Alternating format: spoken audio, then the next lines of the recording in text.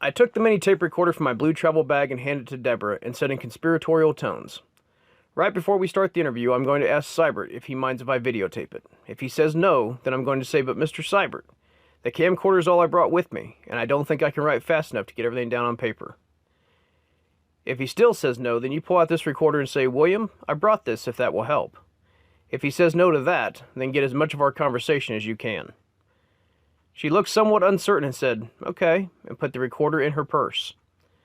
I hadn't clarified ahead of time whether Seibert would be willing to be videotaped, as I didn't want to put him off and didn't want to push it, at least not yet. As I was finishing my coffee, I heard what sounded like Jim Seibert's voice. Walking into the lobby, I saw an older gentleman.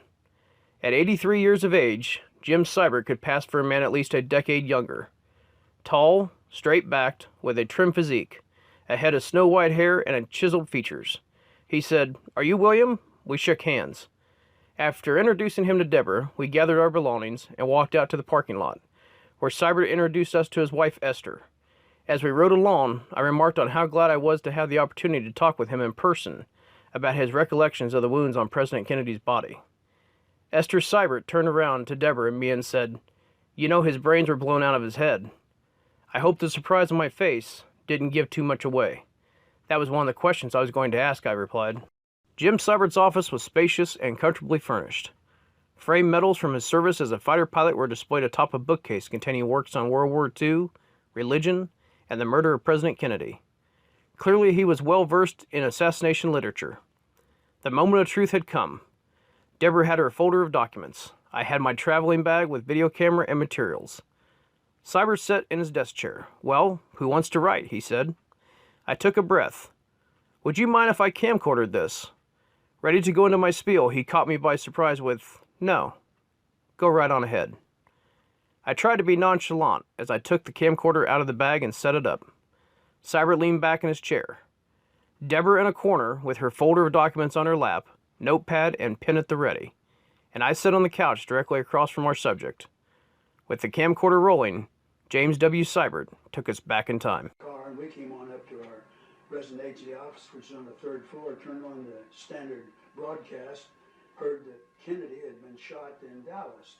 So I went over and picked up the bureau radio and called the fair car number, said, "You probably haven't heard this, but it's just coming in over the radio that the president was shot in Dallas, and you may want to contact headquarters or something, but anyway, you know of what's happening."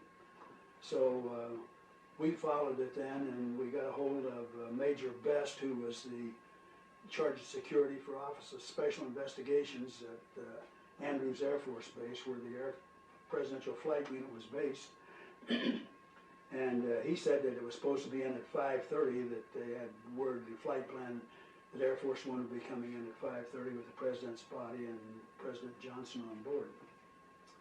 So I called up to my boss, Ed Tully, and T-U-L-L-Y.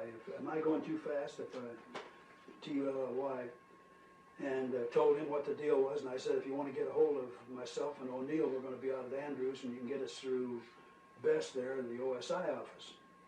So we went out, and then they changed the flight schedule. Instead of coming in at 5:30, it was going to be in a little later.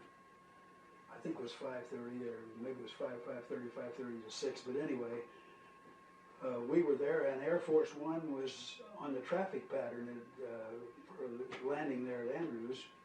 And Tully called me, and he said they just got word, the Bureau headquarters there in Washington, D.C., called and gave instructions for O'Neill and I to get in the motorcade and to go on down to the Bethesda and witness the autopsy and carry any bullets that were removed from the body, hand carry them to the lab to preserve the chain of evidence.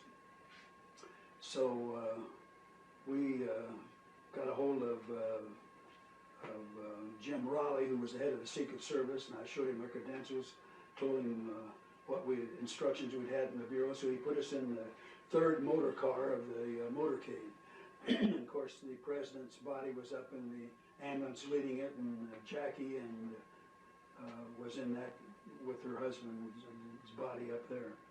Well, we get out to, so we went out there, and we got there, and they pulled up in front of the National Navy Medical Center there at Bethesda.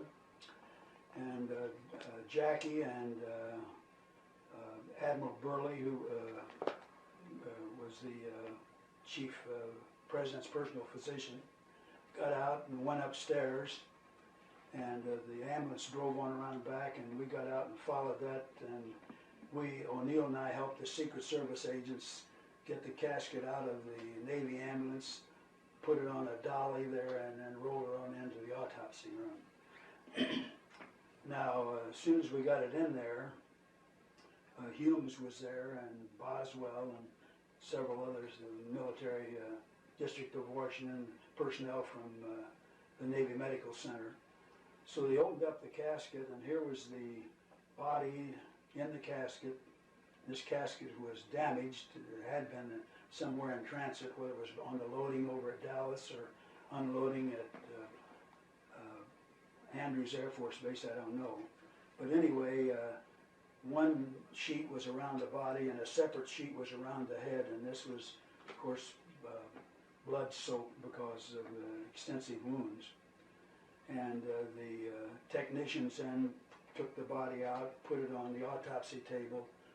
But when they took this sheet off, O'Neill and I, of course, were making notes, and I told Frank, I said, Frank, one thing we want to be sure is we want to get the name of everybody that's in this autopsy room, their rank or what their affiliation is, so that we'll have a record of it. To my knowledge, that was the only record there. I don't think Secret Service even had a copy of who was there that night.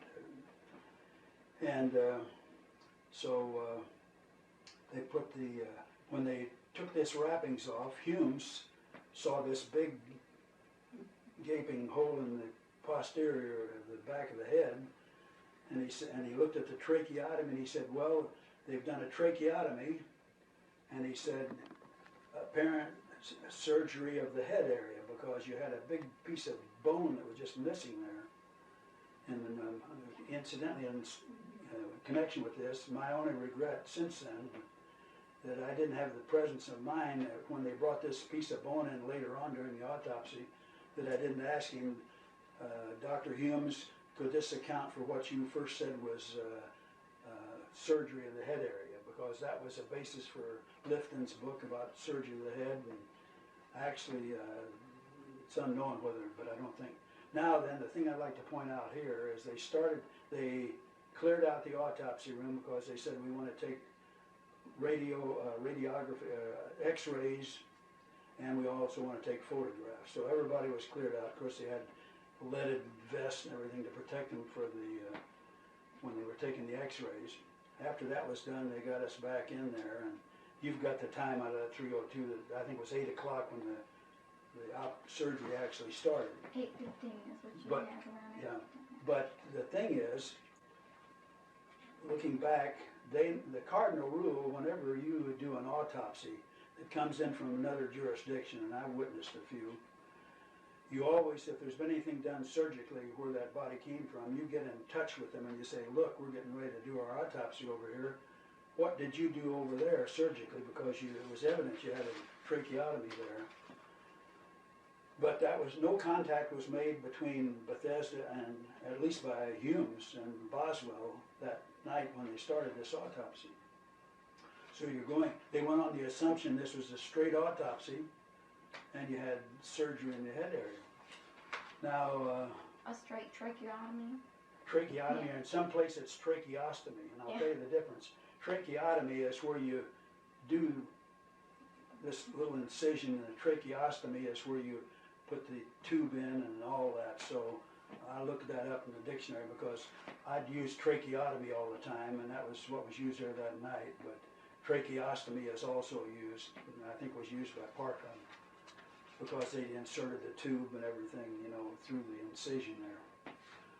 So they started the autopsy, and they found this back wound, which was down below the shoulders in the middle, off to the middle of the back, and it was measured 5 1/2 inches down from the top of the collar, which would have been the top of the collar. Now that's another thing here. He came in wrapped in sheets.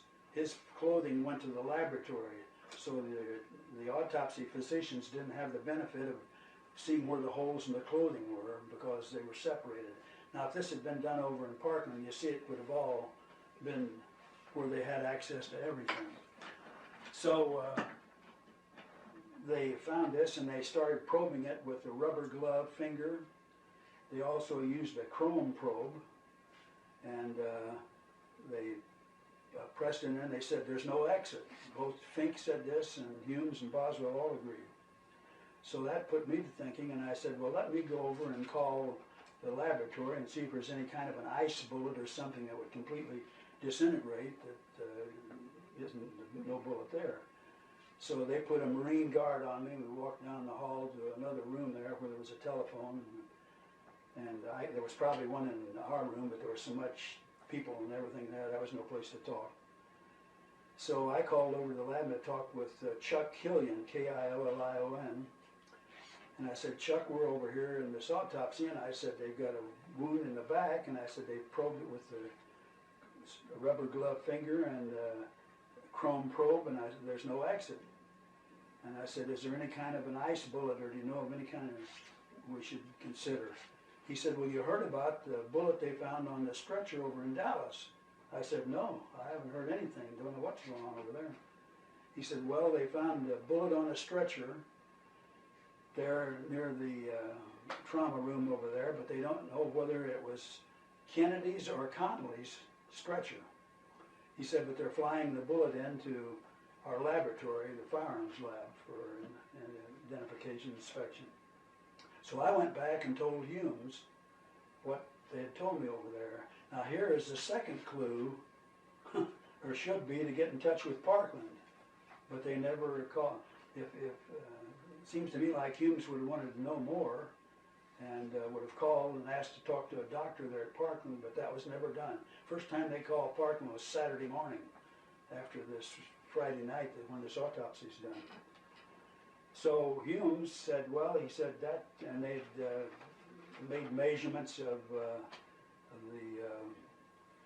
let's see, during the autopsy too, they brought in a piece of bone that was about 3.5 inches in length and about 2.5 inches wide, I think, that they said they found in the presidential limousine down on the floor.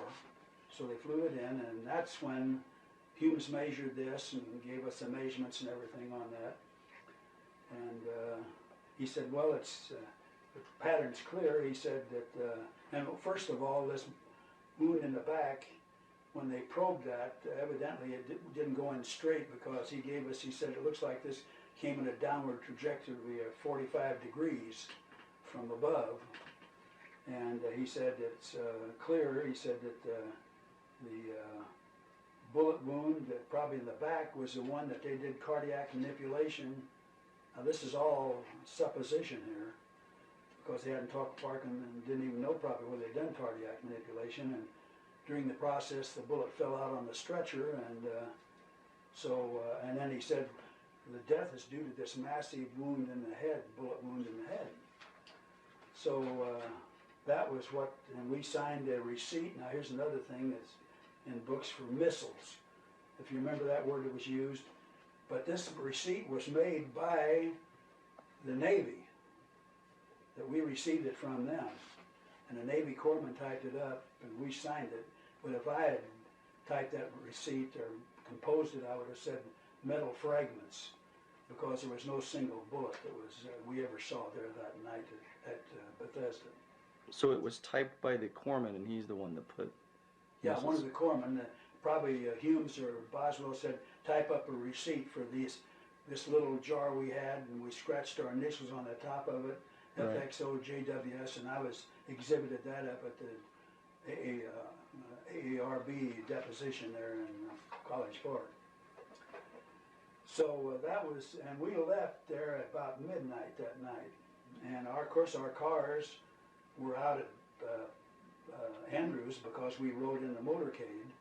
So we had to get transportation down to the bureau, to the firearms laboratory, and I turned this over to Bob Frazier, this little jar. And then we got a clerk to drive us from the laboratory out to Andrews Air Force Base out in Camp Springs, Maryland, where we picked up our bureau cars. I got in about 4:30 that morning back home. And the phone started ringing about a half hour later from the bureau and other places. I sent a teletype that night from the bureau there that stating what the doctors there had said and everything, and that the bullet was being sent in on the stretcher and all that. Dallas was the office of origin. In any of these investigations where that incident occurred, they became origin.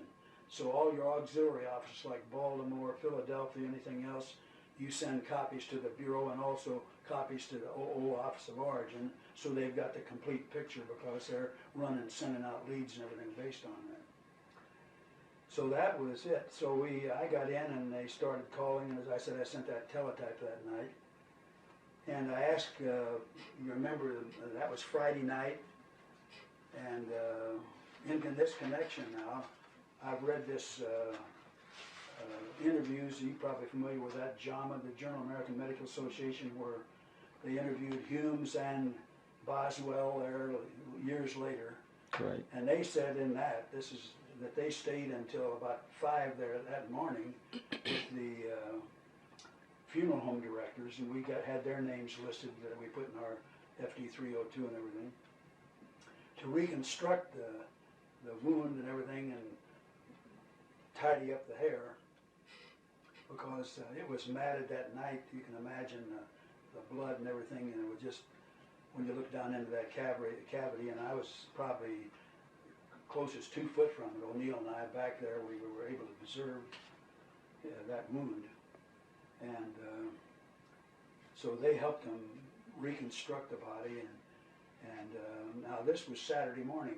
Then after that, they call Parkland. And that's when they get a hold of, I don't remember whether it was Perry or which doctor over there, but they said, well, you know, we made that tracheotomy over a bullet wound.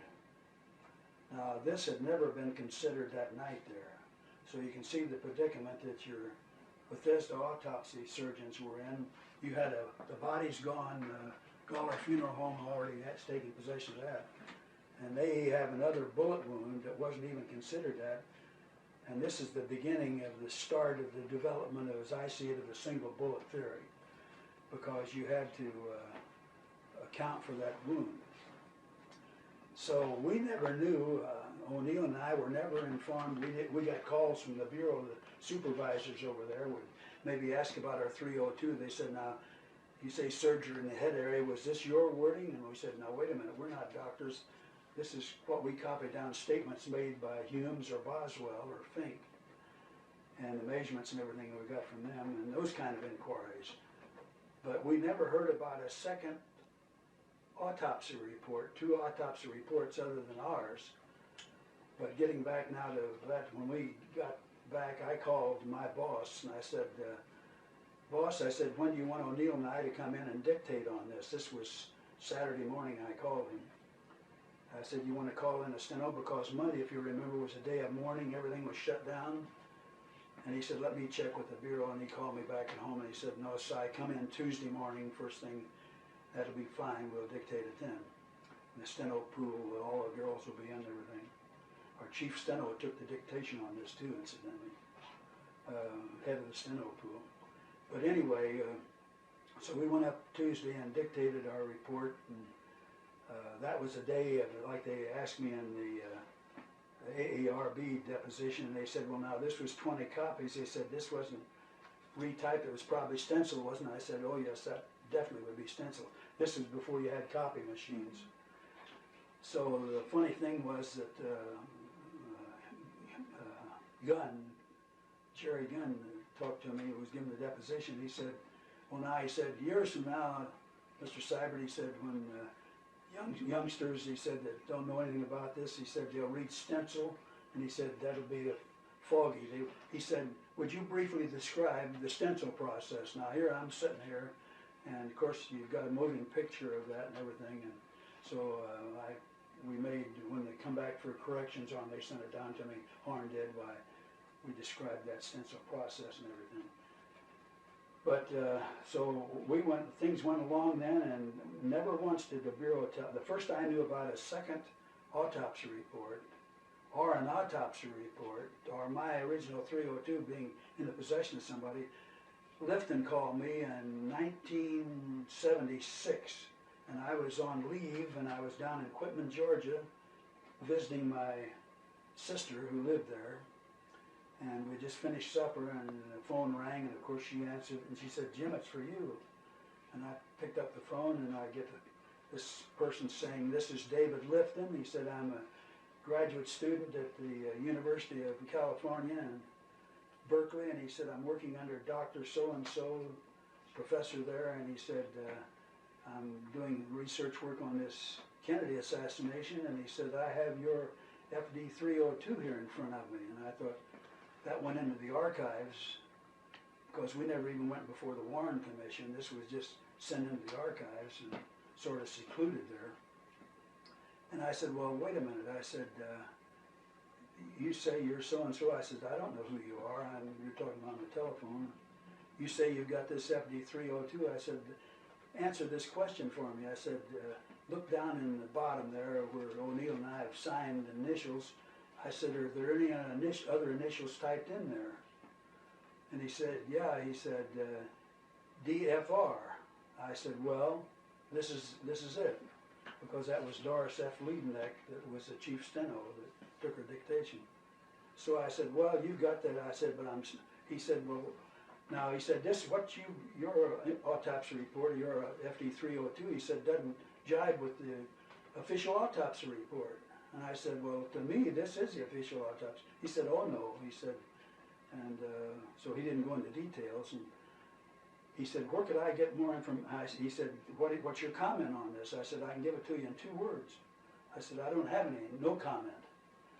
And he said, "Well, that's not helping me any." And I said, "If you want any information," I said, I gave him the address of the FBI and headquarters in D.C., and I said, "Call them."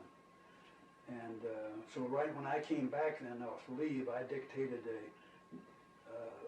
memorandum for the file about this telephone call, and I made notes that when he was, that's one thing you learn, even when he's making a phone call, making notes right after that, sit down. So when I got back, I dictated a airtel over to the headquarters about getting this phone call down to Quitman, Georgia. And Lifton was so thorough, believe it or not, this will be of interest to you, that he traced that back, and he went back to Baltimore and had the file pulled in Baltimore and got that memo that I had dictated and sent over to Washington. And he had a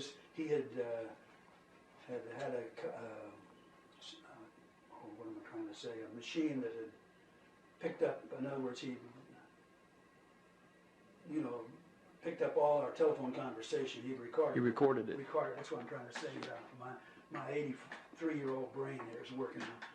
So he had his recording, and he went up there, and he compared that memo with everything that was in my airtel. And in his book, he said that we must have been very meticulous because it was accurate, and there was nothing wrong with it. But I just thought that would be of interest to you. So then we hear that there's another autopsy report, bits and pieces, but the Bureau never once called us back or called us on the phone and said, "Look, here's the official autopsy report that's out now, and it doesn't agree with yours. What gives?" And Gunn asked me this up there, and I said, "Well," he said, "You mean to tell me that they didn't call you and O'Neill back or let you know and go over the differences between the official autopsy report and yours that night?" And I said, "No." And I said, "If they had, the only thing I could have said is, look, this is what happened that night. That's the record of that night, and there can be no changes. That's it." And O'Neill would have said the same thing. We both were in agreement on it. So we didn't find out anything until that was the key there. And then, of course, the other autopsy report came out. That's the reason you had all these people calling about this, book writers and everything, about the difference in the autopsy reports.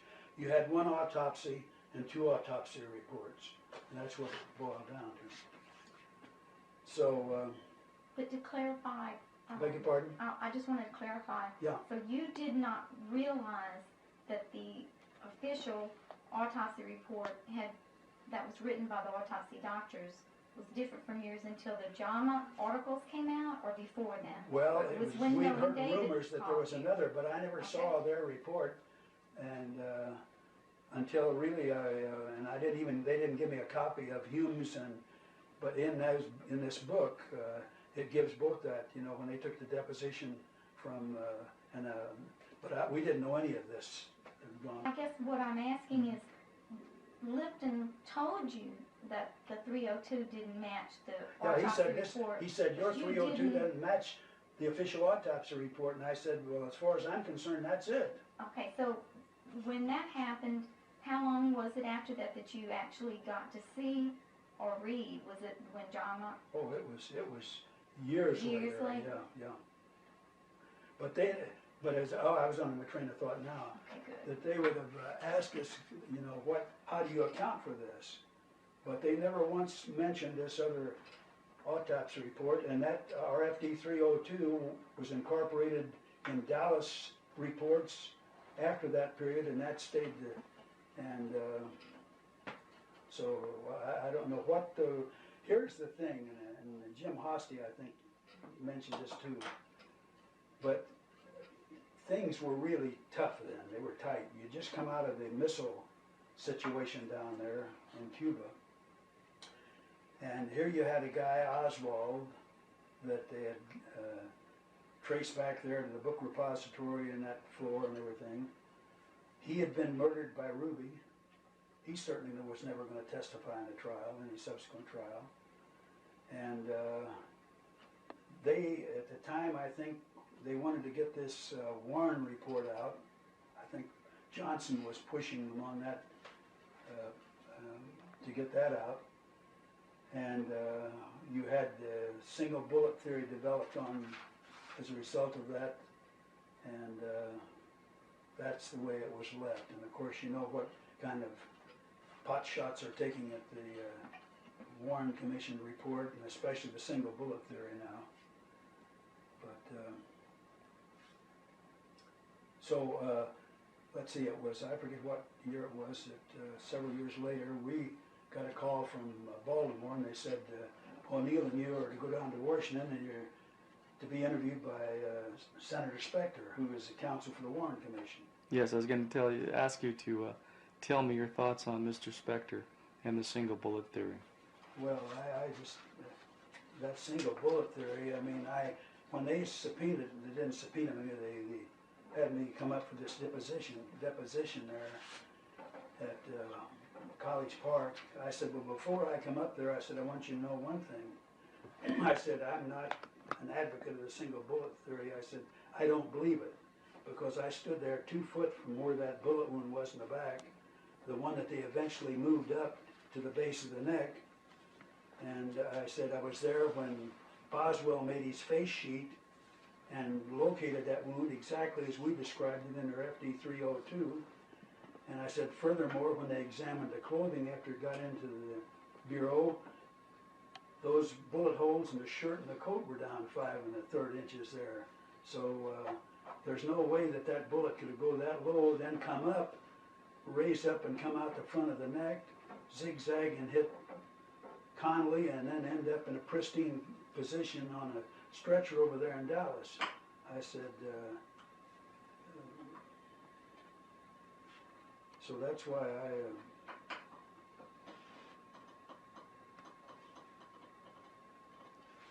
So you don't believe in the single bullet theory, period? there's no way I'll swallow that. They can't put enough sugar on it for me to bite that. That bullet was too low in the back.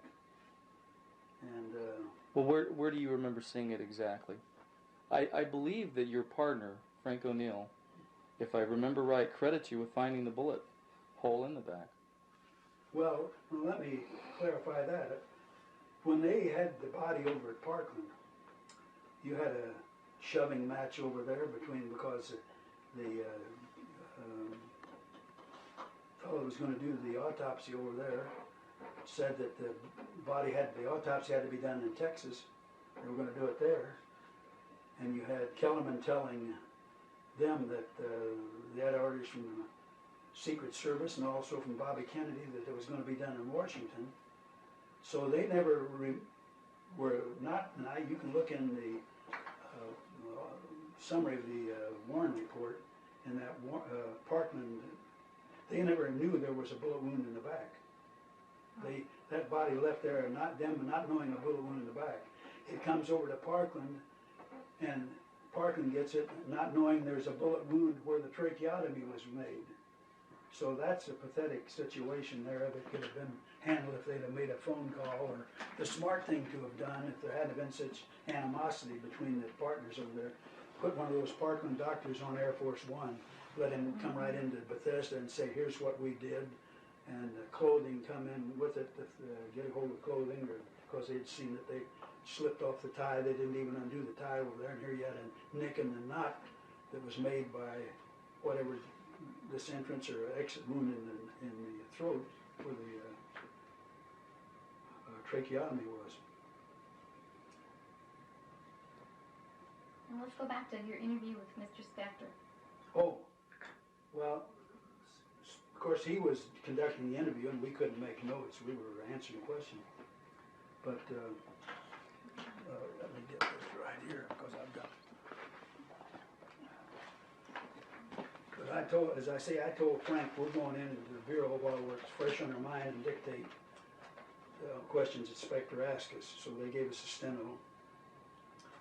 And first question, he said, here's Spector now is asking O'Neill and I these questions. State exactly what you did on the night of November 22nd, 63, and what your instructions were in connection with this incident.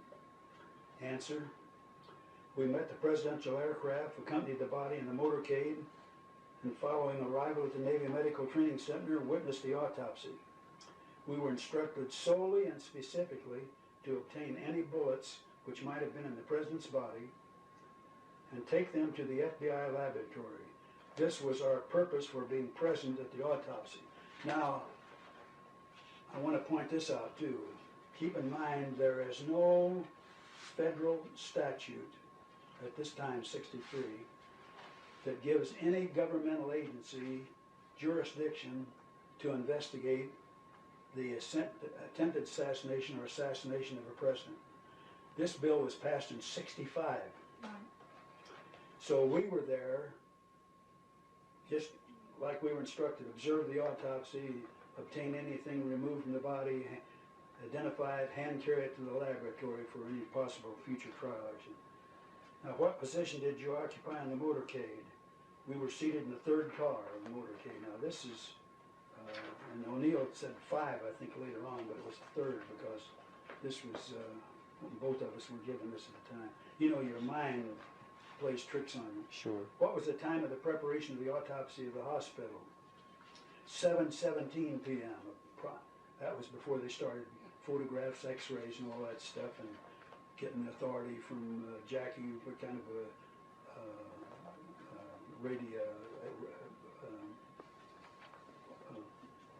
x-rays to take and all that. What time did the autopsy begin? 8:15 p.m. What time did it end? We do not recall, but it was right at midnight when we signed our receipt. And they say when Boswell and Humes was interviewed in that JAMA, they say that there was no more autopsy done after midnight, so that corresponds to. But that from then until 5 was in reconstruction, working with the funeral people. Could it have been 12 midnight and 1 a.m.? Yes. That was another question he asked. Question, what time did Lieutenant Colonel Fink arrive? And I got here, Fink is an Army medical doctor assigned to Armed Forces Institute of Pathology.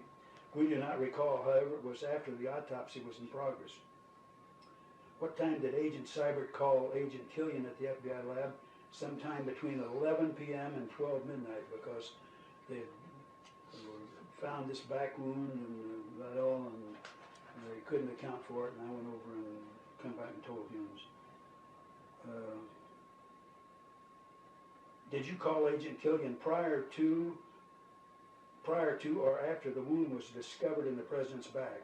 After this wound was discovered, that was the reason I called over for ice bullet. Did you observe probing done by medical examiners using the finger in the back wound, and by whom was the probing done? Yes, probing done by Commander Humes. Since then, I'm almost positive that Fink also probed that with the chrome probe. Answer. Commander Humes stated that this accounted for no bullet being located which had entered the back region, and that it was entirely possible that the bullet had worked its way back out of the point of entry while cardiac massage was being performed at the Dallas hospital. Now then, another question. Prior to S.A. Seibert's calling the FBI laboratory, did either Dr. Hume or Dr. Fink express an opinion as to whether the bullet wound in the back was a point of entry or a point of exit? We can recall no such discussion, because I think they assumed that he said it come down to a 45-degree angle. I think he's assuming that that's an entrance wound in the back. But they didn't have an opinion that night? You don't remember an opinion? We couldn't recall him just coming out and say this is an entrance wound or an exit wound or none of that. We cannot state that, listen to this. What was the size of the autopsy room? Now this is Spector's question. I guess I thought I had a 6-foot ruler and went around there and took measurements. Was it wider than this room? It would appear to be. How close were you to the autopsy? As close as necessary to observe the proceedings. Question, I note that you delivered 2 pieces of metal to the FBI laboratory moving the president's body, and that the chief pathologist advised that approximately 40 particles and smudges were evidence from x-rays. Question, were any additional particles removed? Not to our knowledge. I think that's the only ones at that time that they removed, which were put in that jar. It says, not to our knowledge, only the 2 were removed in our presence by Dr. Hume, later placed in a small jar. Were you present at all times during the autopsy? At all times, one or both agents were present in the autopsy room. Now, we even went out to have a little something to eat because we'd been without food since noon. And when one went out, the other one stayed there, and then he came back, the other one. And so at all times, one or both agents were present. Did you make any notes during the course of the evening? Yes. Do you still have them? No. What happened to them? After dictating and comparing dictation with the notes, they were destroyed. Now, I went into details with him on that. I said it was stencil, and I said when it came back, we checked it and made the notes there for going back to the steno and make the corrections to Doris Liebneck. And then when it came back, we proofread the thing again, and when it jibed with our notes, under the procedure then in the Bureau, you destroyed your notes after you had dictated, and your top serial, you initialed that was a file copy, that was your notes. But since then they've changed that. I guess they're probably renting big warehouses notes for all agents, to keep all agents' notes, because you can, well, it wouldn't be now because it's all on computers. So. But that was standard then in the Bureau, that you destroyed your notes. Within 3 days, I think it was, of your dictation, you dictated on something of this serious, on major cases, let's put it that way. I noticed it on 11/22, Spector saying this, I noticed on 11/22/63, Mr. Kellerman stated that the president said, get me to a hospital. Is anything which is in quotation marks the exact words that Mr. Kellerman used that night, get me to a hospital? Now, in that connection, when we went over to, later on then, they told us, the Bureau, they said, we want you, I think it was Monday, wasn't Monday, I forget what, maybe the following Monday, go over and interview Kellerman and Greer, the driver, and we also interviewed Bean, who was in charge of Secret Service agent, because he wanted to talk to us first. And that was something they came up with later on and said, why'd you interview Bean at the Bureau? And we said, because he went to him first, and he said, well, I'd like to discuss a little this with him, so we made a separate interview form for Beam, and then O'Neill interviewed Kellerman, and I interviewed Greer. So O'Neill had the notes on that, but when we dictated, of course, we were right there together and put the dictation together. So yes, that was the answer to that. I also note that on 11/23/63, Agent Greer of the Secret Service is quoted as stating that he floored the limousine following the police escort to the hospital. Was floored his exact wording. I interviewed, and that was, he said, I floored it. Yeah. I don't know whether he remembered that, but of course this was while we were there during the autopsy, you know, and maybe we're talking with Secret Service guys, and maybe it was when we went out to eat, even one of them went out to eat, or maybe when I went out to eat with Greer, but that wasn't an informal, that wasn't a formal interview, which we went over to the White House later on, but that was cursory remarks. That was when you were in the morgue? The first time he mentioned that? That was when we were in the Navy Medical Center there. Okay, in the center Yeah, itself. And then you went back. We went out to eat sometime, and we had talked with him during the autopsy, and I made informal notes, you know, off of this paddle with Greer and that. And when we went over to interview him, of course, it was a lengthy interview. I mean, So who sent you back to interview them again? The Bureau did. The Bureau. The Bureau called Baltimore and told him, my boss called me and told me they wanted us back over there to at the White House to interview Kellerman and Greer there after this autopsy and everything was over. Just because it was a more formal interview instead of the just casual remarks. Casual remarks that you wrote down while you were there. They wanted a more formal interview, and that's why they sent you back? I imagine so. That's the only thing. They never gave us a reason, but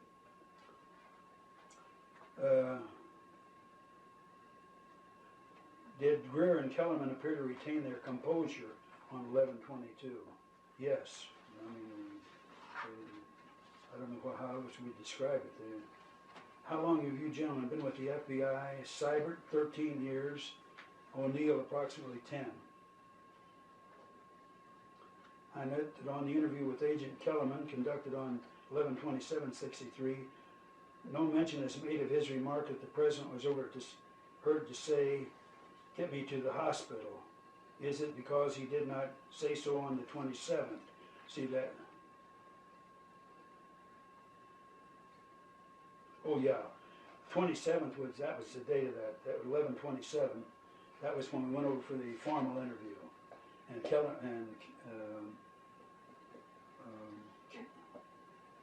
Spector is saying in that formal interview it doesn't say anything about get me to the hospital, but O'Neill had it in his original notes, you know, that we dictated prior to that. Well, now there's some confusion for me. When you first interviewed them, or Kellerman or Greer, which one was it that said? Kellerman. Okay, it was Kellerman. Kellerman said he heard the President say, "My God, I've been hit." Yeah. Now O'Neill got that from Kellerman. That was that night.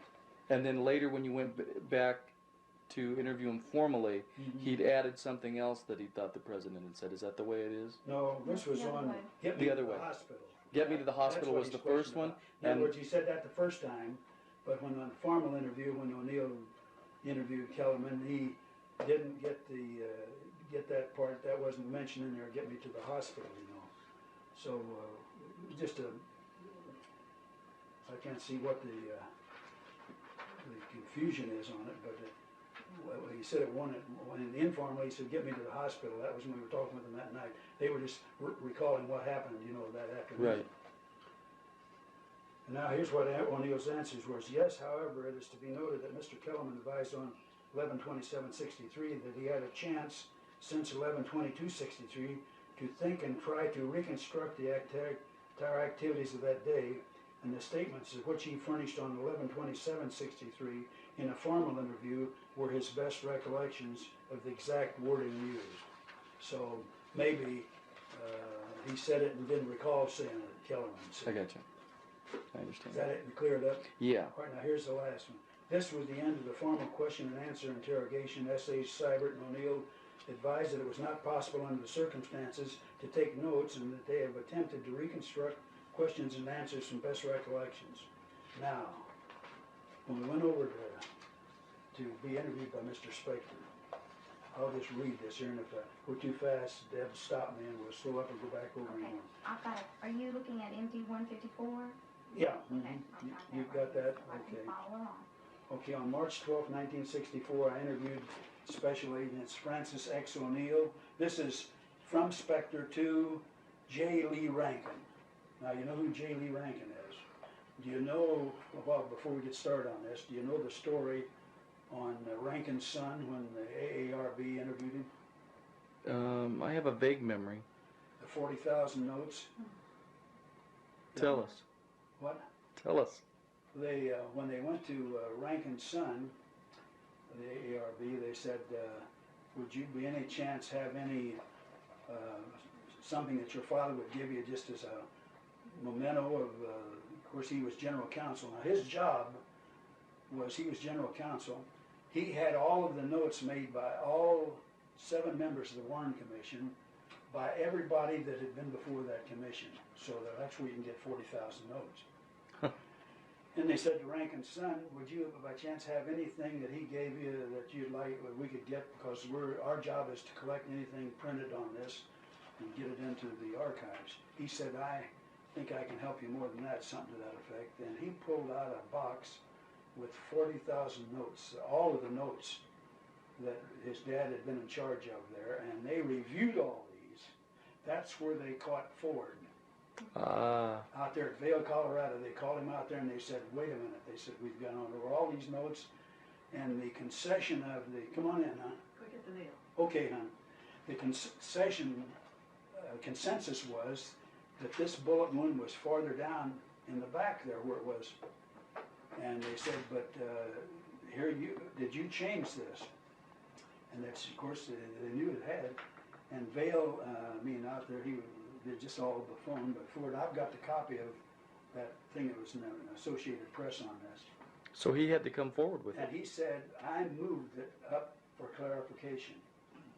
And when the guys told me this there at the Jerry Gunn, give me the deposition, I said, yeah, for clarifying the single bullet theory. I said, because if you didn't get that up the back of the neck, there's no way it could come out the front there at that. So that was the way that came about. Now then, I say it start here. S.A. O'Neill and S.A. Seibert advised that the autopsy surgeons made substantial efforts to determine if there was a, now this is what Spector's wording is, he's saying Seibert told him this, made substantial efforts to determine if there was a missile in President Kennedy's body to explain what happened to the bullet which apparently entered the back of his body. Now here he even used back of the body there. This is what he sent to and then they move it up to the neck later on. They stated that the opinion was expressed by both Commander Humes and Lieutenant Colonel Fink that the bullet might have been forced out of the back of the President's body upon the application of external heart massage. Now, when he was interviewing us, he had that FD 302 5.5 page thing there. He had to have it, see. So some of these things he was asking, he had the answers in there, but it said, they stated that this theory was advanced after S.A. Seibert called the FBI laboratory and talked to S.A. Killian, who advised that the bullet had been found on a stretcher at Parkman Hospital. S.A. Seibert relayed that information to the doctors. S.A. O'Neill and Seibert advised that they did not recall any discussion of the theory that the bullet might have been forced out of the body by external cardiac massage until S.A. Seibert reported the findings of the bullet on the stretcher. However, let's get this, neither agent could conclusively rule out the possibility that such a hypothesis was advanced prior to that time. See the weasel wording here? But each expressed the opinion that he thought the theory was expressed after information was obtained about the bullet on the stretcher. S.A. Seibert advised that he made no notes during the autopsy. And that's not true, is it? No, I told him, that I made voluminous notes. S.A. O'Neill advised that S.A. O'Neill stated that he made only a few notes, which he destroyed after his report was dictated. But the guy must have thought I was a genius because I had all the names down there of people in attendance at the autopsy, rank and everything. Wouldn't that be a great mind to just come back and it'd be like beaming from one PDA to another one there. S.A. O'Neill advised that he is sure that his notes would not have shown when the doctors expressed the thought that the bullet might have been forced out by external heart massage. In relation to the time that it would not have shown, in relation to the time that they learned of the presence of the bullet on the Parkland Hospital stretcher. I also questioned S.A. Cyber and O'Neill about their interview of SAIC Kellerman and Greer on the portions of the FBI report which Keller and Greer have repudiated. So now here, the only thing I can figure here is you've got Spector that has developed single bullet theory, and he's, of course, in contact with Secret Service, and he's saying there that they repudiated that, but I don't know what's in the AARB when they interviewed Kellerman and Greer, what they told them, but S.A. Seibert and O'Neill stated they interviewed Kellerman Greer formally November 27th and talked to them only informally at the autopsy. O'Neill stated that he is certain that he had a verbatim note on Kellerman's statement because I said he talked to Kellerman and I talked with Greer, get me to the hospital, and also that Mrs. Kennedy said, oh no. S.A. Neal stated he was sure there were direct quotes from Kellerman because O'Neill used question marks in his report which indicated that he had written these precise words in his notes, which notes have since been destroyed after the report was dictated. Neal noted that Kellerman did not repeat the language in the interview on 27 and that in the latter interview O'Neill took down that Kellerman said without leading or directing him in any way. I also asked the two special agents, Spector speaking, about the language in their reports that Greer glanced around and noticed that the president had evidently been hit and thereafter got on the radio and communicated with the other vehicles stating that they desired to get the president to the hospital immediately. S.A. O'Neill and Cyber advised that to the best of their recollection, Greer told them just that, but they probably did not make any notes of these comments since their conversation with Greer was an informal one at the top of the autopsy, at the time of the autopsy, and they did not have an opportunity to make extensive notes in accordance with their normal interviewing procedures. Dictated 11:45 a.m. to 12 noon. Took him 15 minutes, but that's, here he's got a page and a half, and I've got, I don't know how many on that one I can tell you just before that. Can't believe that he put in there that you guys didn't take any notes. Yeah, that's what, that's when I was at the deposition, and he said, didn't you dictate? He said, have you ever had a chance to see what you dictated? I said, no, because I said it was dictated at the Bureau, and it was a memo, and it wasn't in the Baltimore file. And he said, well, here. And he handed me a copy, and I've got that there too, and all this stuff that I just read. So, yeah, I saw And that's that. the first time I'd seen it. That's the first time you'd seen in your 97. 302 was in 90. That is amazing. Not the FD 302, but the memorandum we dictated after Spector. Oh, interviewed after us. Spector, okay. Yeah. But he knew, Spector knew. He had our FD 302. Right.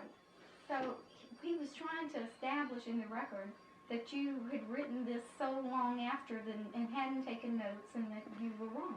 That's what he was trying to get on record. Well, of course, he had the date on that FD 302. Let's see. Is it the 27th? 26th. 26th. The Yeah. 26th. I've got the 25th. Yeah. So he had that in, and this was when he interviewed us. What date did I say that was? Here, I've got it right here.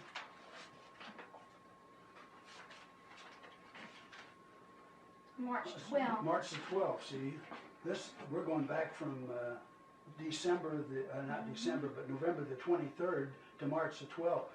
You know good and well he had plenty, because all this stuff was furnished to the Warren Commission and stuff in the reports and all that. Yeah. He was trying to take the Well, the validity from predicament- your The predicament, report. here's the predicament they were in. They had given all this to us that Friday night about the bullet wound in the back. That was a magic bullet that ended up coming out the neck and all that in the single bullet theory. And then the massive wound, which was the one that caused the death. So he had to, in interviewing us, and to get that moved up, I don't know what all went on. See, the Bureau didn't fill us in on that. And that's what they couldn't get over on now some of the things they're talking about headquarters and the field now, you know, and more cooperation. It seemed to me like that they should have, looking back, and I knew that the bureau supervisor should have called O'Neill and I were there at the resident agency and said, do you know what happened on this? We've got a new autopsy report now, and filled us in on it. But I told him, I said, I have never been contacted by him. I've been asked questions like, is this the doctor's wording, and is this a correct measurement that they gave you on this and all, but that's the way it went. What we need to get back to here is just a sequence, since we went from Spectre discrepancies to your report in your 302 and such. Let's go back. Now, before you wrote the 302, you wrote this would be going back to leaving the Navy Medical Center with a little jar, and O'Neill and I hand carried it over there to Bob Frazier at the FBI Firearms Lab, and there is where I had to dictate this. It was 2 o'clock in the morning. Well, we skipped that. So since I wasn't sure if you had written it and if you got it from Gillian, which was what I supposed, well, let's talk about that. What I got from Killian was this part here about, let's see, noted that Secret Service agent Richard Johnson, this all came from Killian, who was from Dallas, turned over to View Lab now wait a minute, that's Secret, and that's not Dallas, that's Secret Service agent Richard Johnson, turned over to View Lab 6.5 millimeter rifle bullet, approximately 25 caliber copper alloy full jacket, which he advised was found on a stretcher in an emergency room at Dallas Hospital. So I never saw that at all. That came in, but I got that from Killian because I'm over at Bethesda calling where the autopsy is being done, calling over to the FBI laboratory. And Killian's telling me that Johnson is coming, Secret Service, bringing this bullet into the lab, see, from Dallas. Okay. Things were happening that night, I'll tell you. Okay, but also you talk about in here that total body x-ray and autopsy revealed one bullet entered back of head and therefore emerged through the top of skull. Now, wait a minute. Yeah, a few minutes ago when we were talking. And therefore emerged through the top. Yeah. I've got, let's see, wait a minute. Because we were talking a Let's see, few minutes one ago bullet. about not knowing a direction. So I'm Now, wondering let's if see. that's your words Let's or if see. you Pin, see where it says total body x-ray and autopsy. yeah. One bullet entered back of head. And thereafter emerged through top of skull, right. That's from Humes, is one that was saying that. And piece of skull measuring 10, later flown in from Dallas Hospital on x-rays, Bethesda disclosed minute medical parchments. He x-rayed that and there was medical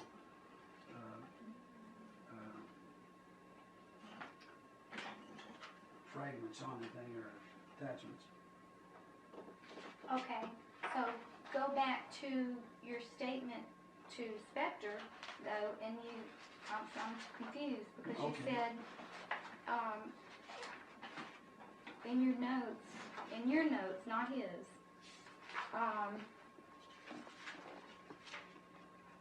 page 3, the first question, did Humes or Fink express an opinion as to whether the bullet wound in the back was a point of entry or a point of exit? And you said we recall no such discussion.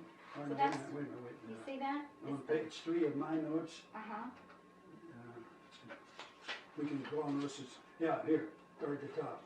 Prior to S.A. Cybert's calling the FBI lab, did either Humes or Fink express an opinion as to whether the bullet wound in the back was a point of entry or a point of exit? That's a bullet wound in the back. In the back. We can recall no such discussion.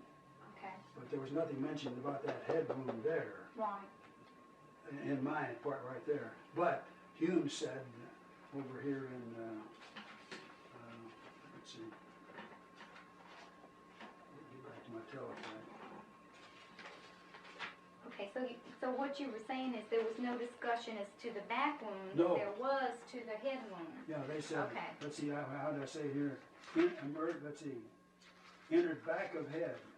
And autopsy revealed one bullet entered back of head and thereafter emerged through top of skull. So And that was from you. They had it hitting back here and then blowing this piece out. That was Hume's assumption that night. Okay. And then that's a piece that was flowing in, they found in the limousine.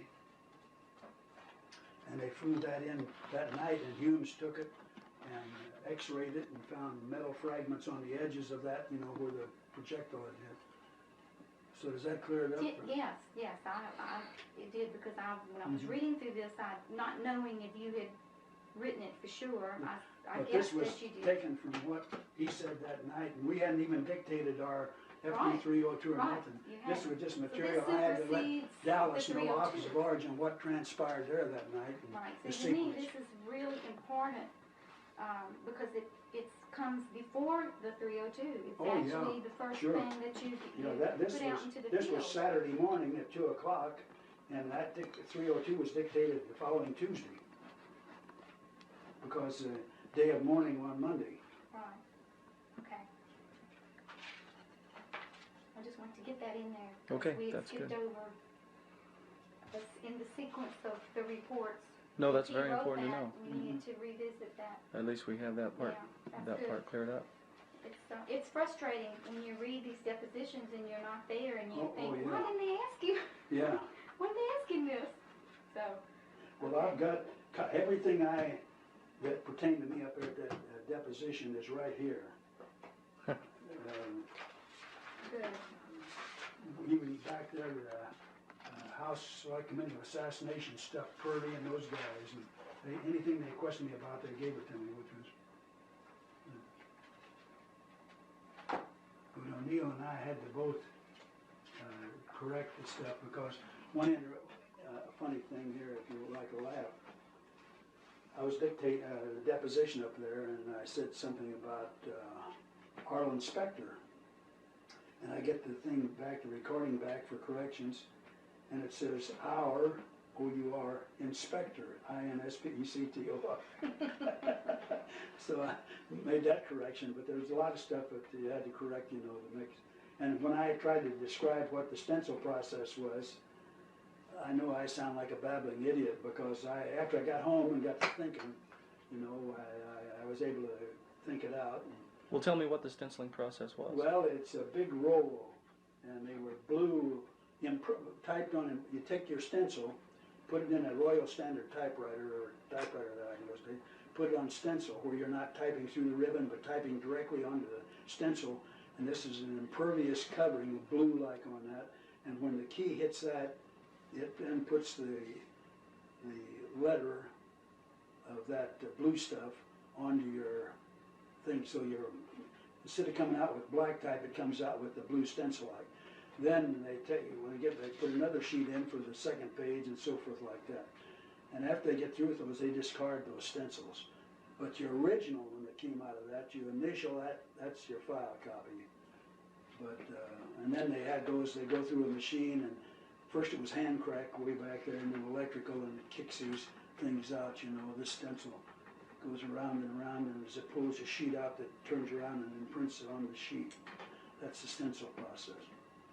Would it have been possible to change anything after the original copy of whatever your reports were going to after turn you in? tore the thing up, it would be. But when you've still got it, when it comes back in the steno pool, you take correction fluid, and the gal just puts correction fluid in there, and then retypes over it, and it cuts through that. I don't know what the correction is. Probably a special correction. Well, take me back now. Let's go back to the beginning, from the time that you're told that you're going to go, and you and Jim or Frank O'Neill are going to stay with the president's body, and just give me the sequence as you remember it. Tell me from the time that the airplane pulled up, what did you see? Well, as I say, it was on its base leg. I mean, it was in the traffic pattern on the base leg turn before you come in on final. And we got out there, and of course they had the taxi and everything up there to the ramp, tarmac. But we got a hold of Raleigh and told him what the Bureau had instructed us to do. He put us in a number 3. And we were there when they were taking, I remember seeing them take the casket off of the Air Force One. That was, and they had floodlights out there. The press was set up for everything, you know. And they loaded it into this Navy ambulance that was the first car in the motorcade. And So you saw them, you personally saw them unload that casket and put it into the ambulance. Mm-hmm. And then I can't say I saw them put it in the ambulance. I saw, because they were getting the motorcade together. I was probably O'Neill and I getting in the car number 3, and that was the president's valet was in that free. Pamela Turner, that was a secretary to Jackie, she was in our number 3 car. That was. Did they say anything? Jackie sobbed, not Jackie, but Pamela Turner sobbed quite heavily. Yeah. And if you've read any books since then, you understand why. From a personal standpoint, this is the kind of thing that I'm always interested in. It was either Frank O'Neill's or your testimony that I read that George Thomas, I think that was the valet's name. How was he reacting to all this? Who's this? His JFK's personal servant that was in the car with you. What was his? Well, he was his valet. He was in the front seat. O'Neill and I and Pamela were in the rear, and then you had the driver up there. I think he was, I don't know who he was, whether he's White House, Navy, or what. But the thing that impressed me most of this deal was Suitland Parkway runs from Andrews Air Force Base out through Maryland and hooks in onto East Capitol Street in D.C. And everything over Suitland Parkway is an overpass. So you've got an overpass coming over a series of them, and you've got terrain with sodded down to the ends, and every one of those overpasses was lined with people that were to walk down from there, knowing that, of course, it was on radio and everything, television, you know. And all I can remember was near dusk, people with white handkerchiefs to their eyes, crying, and another thing on this thing is the Metropolitan Police Department plus Maryland State Police had motorcycle there, and that motorcade, once it started from Andrews Air Force Base until it got to Bethesda, never stopped once. They would play leapfrog.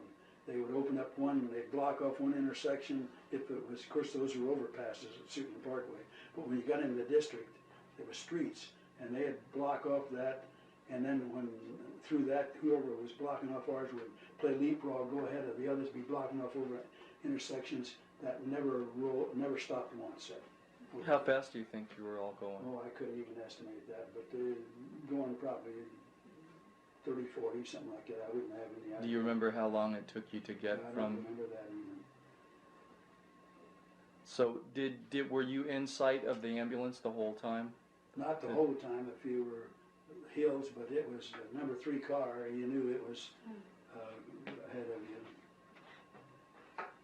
So tell me the sequence after you get into Bethesda itself. Well, we got there in front of the main entrance. They stopped. They let Jackie out of and Admiral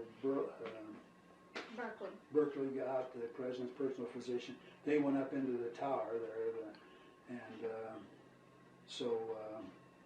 some of the other, McHugh, I think General, he's a personal Air Force aide of the president. They was with him. They stayed up in the tower there, and I think that there was communication between Berkeley or someone down there would come down to the autopsy, tell them how it was going, and conversing with him on that. You know, the interesting thing about this, I don't know whether you know this or not, but when Air Force One was a military on the aerial district of Washington there, they hadn't made up their mind yet whether they were going into Walter Reed Hospital for this or into Navy Medical Center. Were you aware of that? I'd heard that there had been some talk that they were deciding that on the way. Yeah, that was all the way, but when they really hadn't decided much until they got. Really, until they got down to the ground? No, when they were getting cleared way out to approach into the Washington aeronautical area. But it would have been much better to go into, and even when Humes and Boswell were interviewed there by the JAMA guy, they said it should have been done at Walter Reed because you had this Armed Forces Institute of Pathology right there with Walter Reed where Fink was from. They had done a lot, and they couldn't get over the fact that they were going to have to do the autopsy. I think they even mentioned in there that they were ill prepared in that JAMA article of them. But the reason was, Jack was a Navy officer, the PT, boat accident and everything. Burley was a naval admiral, and Bethesda's naval, and Reed is Army. So I think that was, and Jackie made that decision, I understand. When you pulled up the ambulance and the rest of the motorcade pulled up, I understand that there was a period of time where the ambulance was just kind of sitting out there and people didn't exactly know what to do. Do you remember that? Was there a period of time where the ambulance waited out front? I don't remember any long period of time. I'll tell you, something I don't know, but I think they ran a decoy ambulance out there too. You probably read that. I've read something about it. Yeah, and maybe that's where this is. But we were there in that number 3 car, and once that stopped, O'Neill and I got out and walked right up the other 2 cars to the ambulance and walked right around when the ambulance pulled around there to the back of the building for the autopsy room. It was there, and I said to Kellerman, I said, Agent Kellerman, I said, we're with the FBI, and I started to show him my credentials. He said, Raleigh's already told me about you, and he looked at my credentials and knew that O'Neill and I was in the motorcade. So do you think that the when they put the casket in the first ambulance, that would have to almost be the decoy ambulance, wouldn't it? If that's not from Andrews, wasn't, because that I know that ambulance that pulled out of that motorcade there is the same one that we unloaded the casket from right there behind the back of the building. So there's no chance that you at some point lost. There's been talk of an ambulance chase. Well, Lifton's book says that there. had a casket team that was supposed to handle all that there, and I've got a thing there where they wrote a big thing, and we never even saw them. They were chasing around some ambulance around there and stuff. It was, I don't know. This was. Well, now bring me to the point where you walked back around. We got out of when they pulled up there, and Jackie and them got out of the ambulance. We got out of the number 3 car.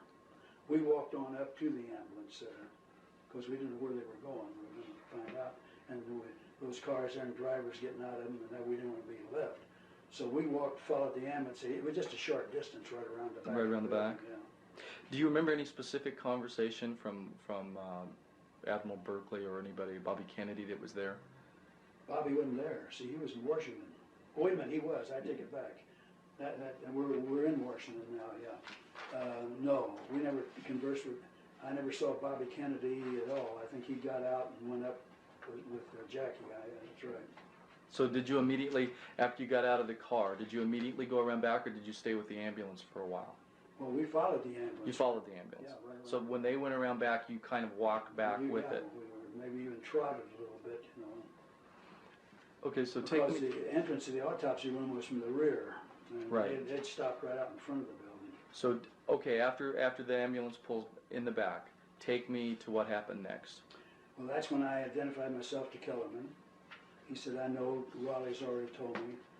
And they were opening the back, and we helped get the casket out. O'Neill, Kellerman, Greer, and myself, and I don't know, there were some other people that had come out of the autopsy room, medical people. We lifted that casket out and put it on I didn't remember a dolly being there when I was up at the ARP, but I do remember since then. And they rolled it took it off of the dolly, set it down there, and that's when they opened it, and that's when the body was in sheets, no clothing, and Humes made this statement about apparent tracheotomy and apparent surgery in the head area. Let's go back to, there was an honor guard that was supposed to take the casket in. Yeah, that's the one I said. I don't know where they got lost. Well, they were out in left field somewhere because I can't remember the page. I think it's 399 of Death of a President, where McHugh, I believe, says that he wanted to be. Is that one of these books? Yes, right there, Death of a President. 399.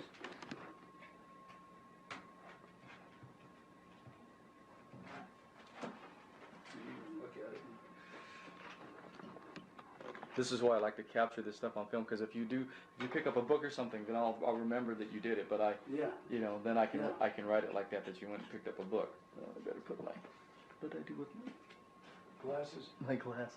I'm as blind as a potato, and I have no night vision You at have all. eyes like a potato, but you can't see it. Oh, I can't at all. You can tell I'm an old farm boy, cutting the eyes out of potatoes to plant them.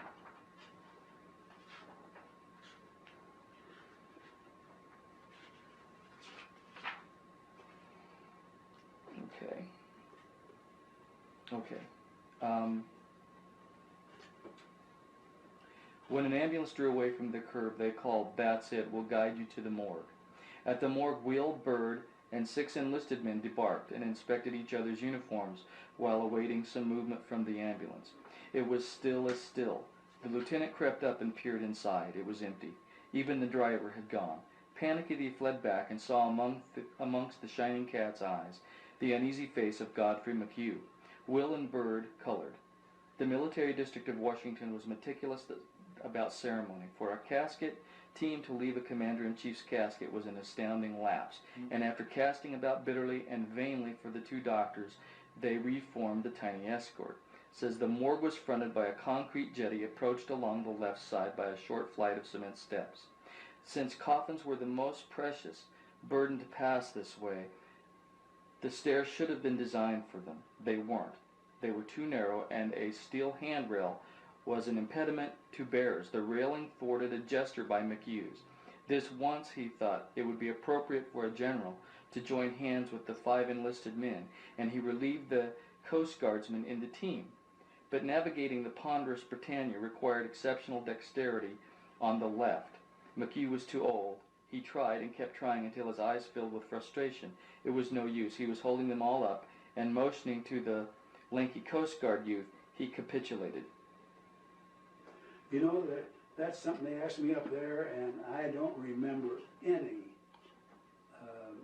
military unit there, or casket team or anything. Now, the guy dictated a big, what happened there, but boy, when we moved that casket in there, there was no one, none of them helping us. And you had the Dallas casket, the big ceremonial casket. Well, that big bronze casket, and we carried it in there, and when it set down, and I was right there when they opened the lid on it, and there's no mistaking the president. That big hair and everything, his facial features weren't disturbed at all. But you don't remember the sequence of I don't remember anything about anything like that? There was nothing like that when... First I ever heard of that was when I read something about it. Did that shock you when you read it? Not after everything had happened, no. Do you mind if I show him the... No, please. Anything that you like. Okay. There's something I'm going to give you. Don't let me forget to give him the Lipsy. The what? Richard Lipsy was in the autopsy room. He was assistant to General Wheel. And I've got his testimony that you'll find very interesting. Yeah. It was tape recorded, and it was never transcribed Is that from the right? House Select Committee investigation. And David Lipton got a copy of the tape, and I agreed to transcribe it. Mm-hmm. And so it's fascinating, and I brought you a copy of Yeah. it. But I also brought something I want you to see. I got this from Mary Farrell. I don't know if you know Mary Farrell. She's a long-time researcher in this. She's your age. Mm-hmm. I'll let you take a look at it. I have a little red arrow down there that's got a very interesting statement, and I'll tell you where she got it. She got this document from Body Robert. removed from metal shipping casket. Well, now this was shipping casket. That This came was from not Evelyn a shipping Lincoln. casket. You know, a shipping casket, it's like O'Connor or some of those guys have said these cheap shipping. This thing was an expensive bronze casket, and the handle had been damaged. And I don't know whether it was unloading at Andrews or loading there back in Dallas. But it was not a shipping. It was a display casket, you'd call, like you'd pick out of the mortuary to have your person laid away in. But you do remember the handle being damaged on it? Yeah. Okay, well that establishes. And as I say, we were right there. We helped carry this casket in. Came right out of that ambulance. We were with it all the time, and it was right there when they opened the lid. before they put it on the autopsy, body on the autopsy table, and that was the president. There was no wait in the hall? Was there any kind? There was no kind of. There was an off room there from the autopsy. Well, there is another book called The Day Kennedy Was Shot, and in that book there is a passage where they say that there were, like, I think 4 or 5 people. I don't remember if it mentioned you or Mr. O'Neill, but they said there was like a wait there for a few minutes. But it was just them with this casket. We were never separated from the casket. Never. So from the time we took it in an anteroom, like off of the autopsy room, so they put it right down on the floor, the casket right down on the floor. I remember that. And is that where you remember that they took the body out of the? Were they in the anteroom when they did it, or the medical corpsman came in and took the body out into the adjacent autopsy room and put it on the table, you know. Okay, so I'm just trying for my own mind here.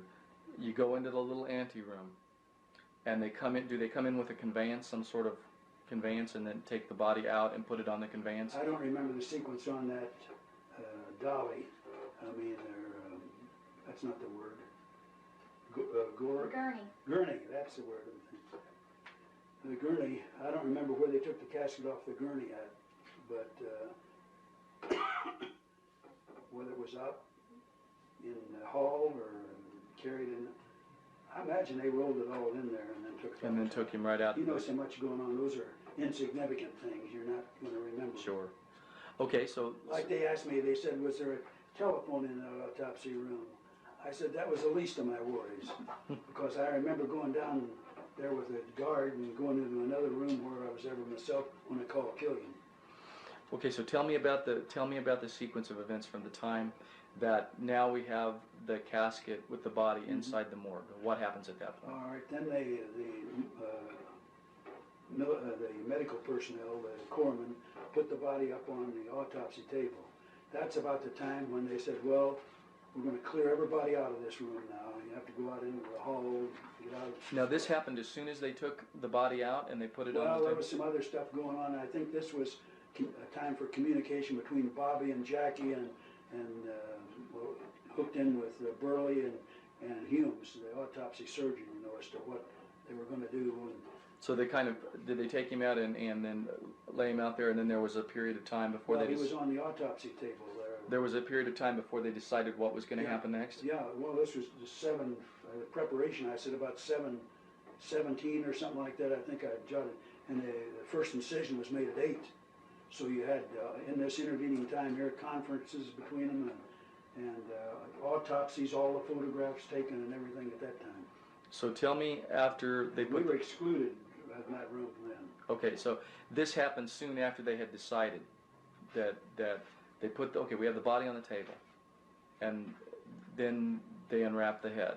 No, they unwrapped the head before, I think, this here again was a sequence. My recollection, yeah, that's right, because that head was just blood-soaked, and it wasn't all, his face wasn't all covered up, because I remember you could definitely see his face. Tell me. In the anteroom is when they unwrapped him, or when they brought him into the main morgue? I couldn't say for sure. I don't know if Now this is a drawing of the morgue area. That helps you remember. Sure, let's see, now we're coming in the galley, yeah.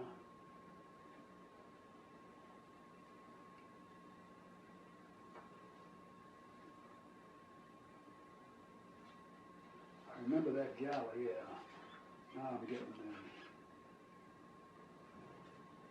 Cooler room, I'm wondering if that's what... Maybe you were in the cooler room? I call it an anteroom, probably that. I think other people have called it an anteroom too, the cooler room. But you don't remember whether they took... I don't remember. They took the body out at that point, or... I'm trying to understand... I would think, I don't know, this is just reasoning. But they have to, you had corpsmen that were carrying him, you know, lifting him from out of the casket up into the autopsy table. And I can't. Okay, so let's... Because I was talking with O'Neill, when I saw what we were up against there, I told Frank, I said, we've got to get the name of everybody in this autopsy room. And I was probably talking with Kellerman or someone else there. But when they got him on, the only thing I remember is he was removed from there, put on the autopsy table. They cleared everybody out. Now, X-rays. this is after or before they removed the wrappings?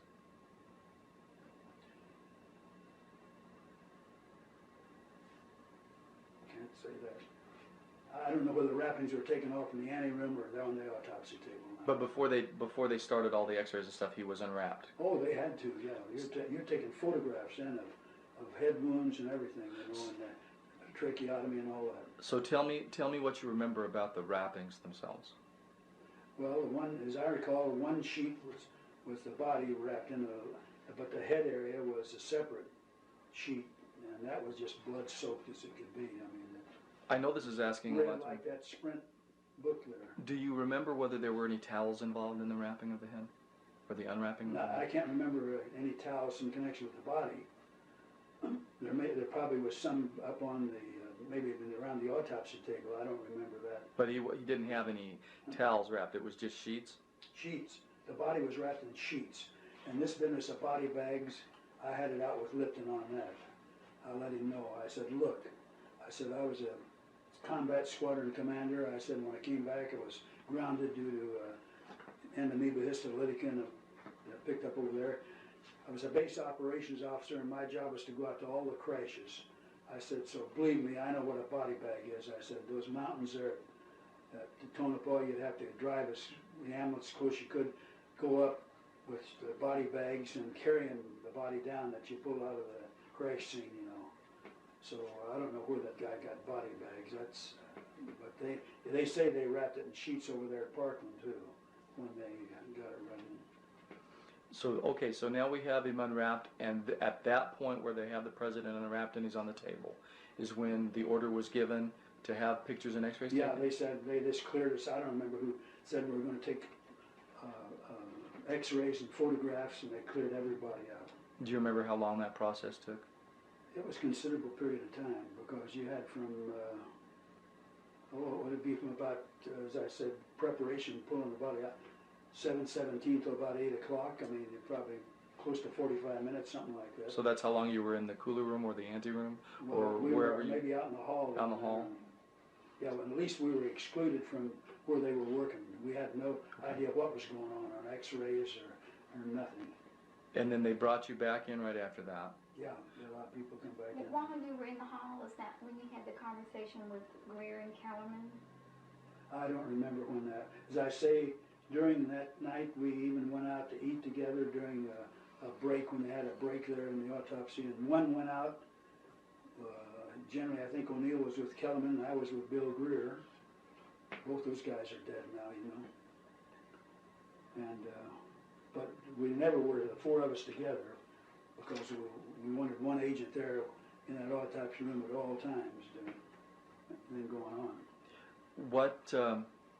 What were your first impressions that you can remember now of when that was over, the process of taking the x-rays and the pictures are over, and you come back into the morgue now, and we have the president on the table? Tell me about the wounds. What did you see?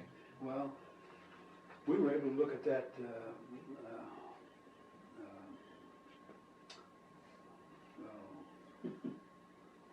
Tracheotomy. Tracheotomy, yeah. And it was very prevalent. I mean, of course, we didn't know anything about any of the firing that transferred there at Dallas. And I don't think the autopsy physicians knew.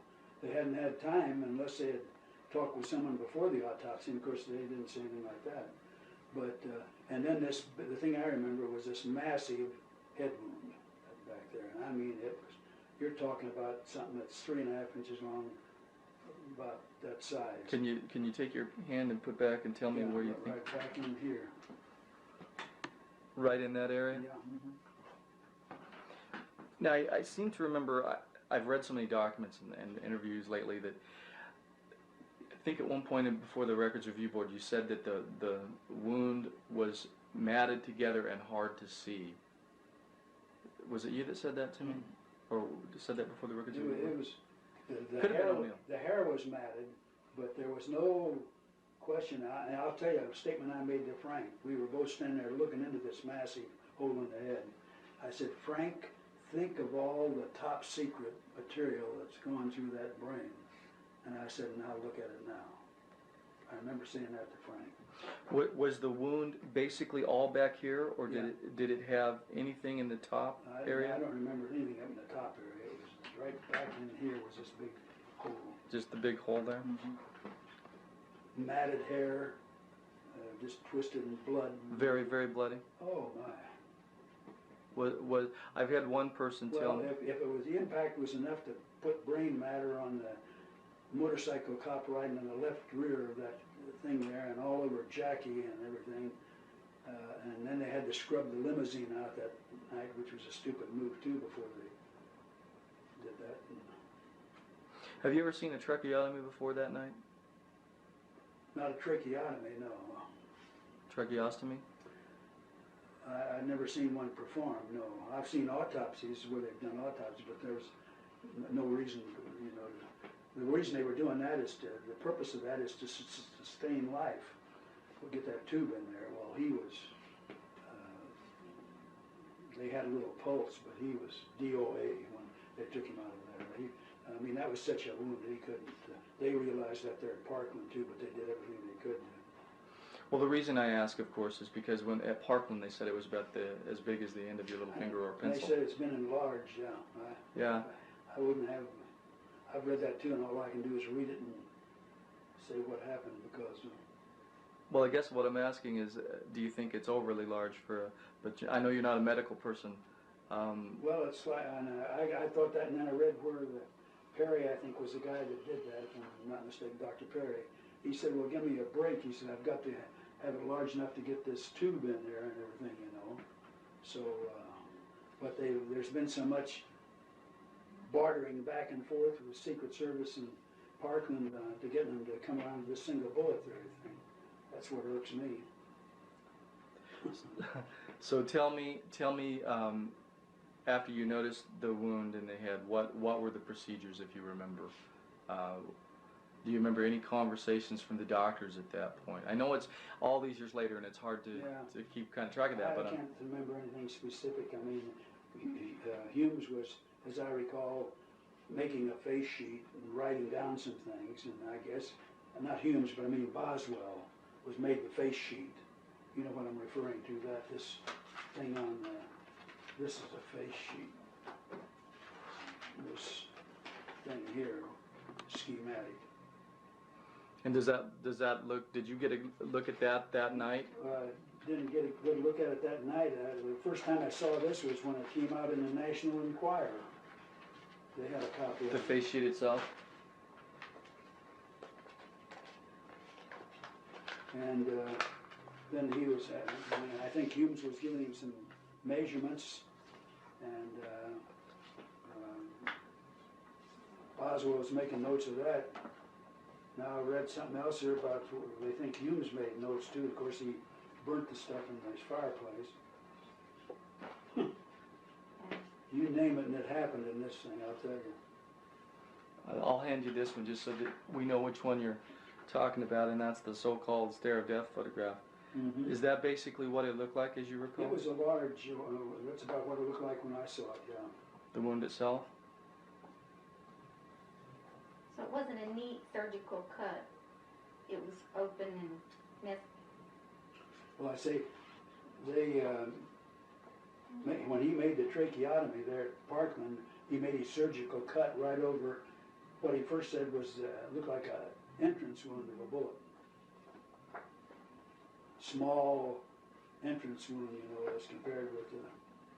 Do you remember anything like that? I sure do. And that's what I'm talking about, messy and brain tissue and everything. Do me a favor, Mr. Seibert. Point it toward the camera just for a second so I'll know which No, one the you're... picture. The picture. So I'll know which one you're talking about, just for my own reference. This one here? Yeah. I definitely remember that. That's just the way it looked, this brain matter, and you can see that hair and blood, and it's all... they showed me some pictures up there later on. You probably got copies. I think you sent them to me to look at that are neat, and I don't remember anything that neat. This is what I remember that night. That was something that you recall the body looking like. That's right after they take him out of the... Did you remember that from when they took him right out of the... I don't know what the time period on this. But you do remember But that I'll looking... tell you, I didn't see it. Keep in mind, these pictures, I've never seen them. The first time I saw them was up at the AARB deposition. These weren't even developed that night. But you do remember it I looking remember pretty much like what that. the view looked like, yeah. Okay, that's important to know. And how about this one? What is the number of that birth The annual? one here is, that's F8A/9. Okay.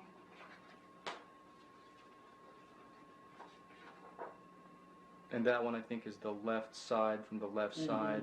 Yeah.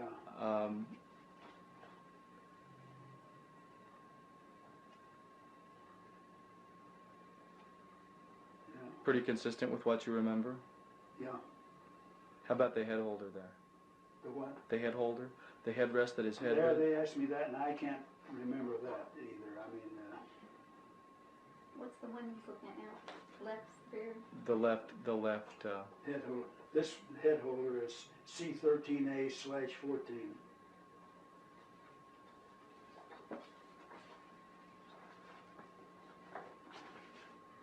I'll just. And this one, you remember a view like this? Oh,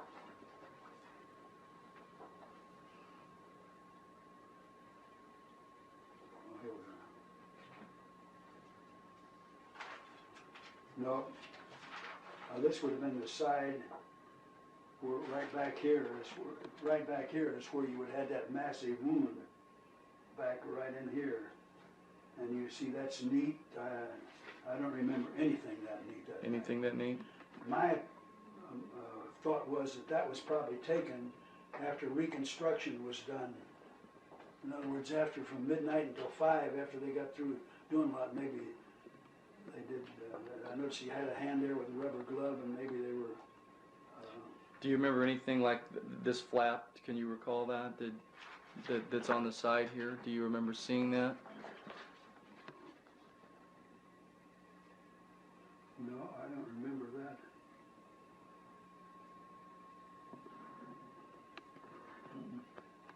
Okay. It's important for. You can see here. Here's this hairline down here on the neck, and this wound was right in. Right in that area? Yeah. Thank you. And I mean, it was visible. It was very visible? Yeah. So this does not match your memory then? No. Of, okay. Nothing like that. I think you took. Do you seen anything like that? I don't know what that is. Well, that's supposedly that is a shot of the notch in the bone where the bullet either came in or went out. If you look at the bottom, Jim, Let's see here. there is, this is the neck. Here is the neck. So this shows the hole. Oh, wait a minute, you You lost see? me. This would be his right ear behind this ruler. This is the back of his neck. That's the back of his head. That's the flap extended, and they're saying that is a notch for a bullet. See, he just threw up on the screen there X-rays that night showing a lot of metal fragments that showed up on the X-rays and everything, you know, but we didn't see too many. This next one I'm going to show you is, of course, I'm one. wondering if maybe they did more X-rays afterwards too, after they. This one, of course, shows the back wound, and it looks pretty far down. That's the one that Mr. Spector had, or Gerald Ford had moved up to the base of the neck for clarification. For clarification of the single bullet theory. Is that now the wound there in the back? Is that the one you remember? Yeah. That's the one that they didn't even know about at Parkman, and because they never raised him up off the stretcher over there. But Do you want that's. me to mark on the back of the head photo? Yeah, sure. If you, Okay. I figured do maybe. you want to use yours, or do you want to use one of these? Well, I've got a couple different sets. If you wouldn't mind critiquing them go ahead and Let's see, you mark put on this this. back here, and you said, You can keep that, those are Okay, for you, okay. and you can have this set of photos as well, Alright. unless there's one there that Here's something William needs. I'd like to show you. Let me see what's on the back. This was Oh, this is for you. mhm. It's an article that the Parkland doctors wrote, and it tells about the three patients, the president, the governor, and Lee Oswald. Mhm. And then this is the drawing that Dr. McClellan made for Josiah Thompson for 6 Seconds in Dallas, this Mhm. book. So I made you copies of all of Yeah. that. I didn't know if the ARB had given you copies of anything like the They autopsy didn't give me pictures, that, but they gave me just copies of documents, you know, reflecting interviews and that type of thing.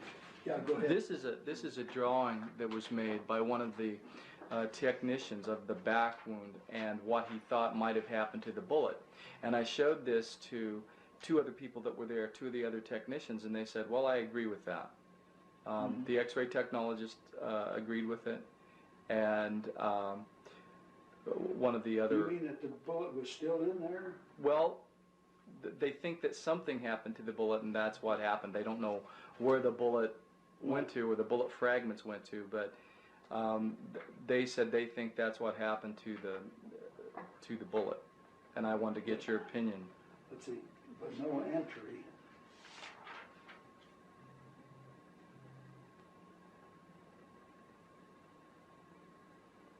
Ribs and your intercostal muscles.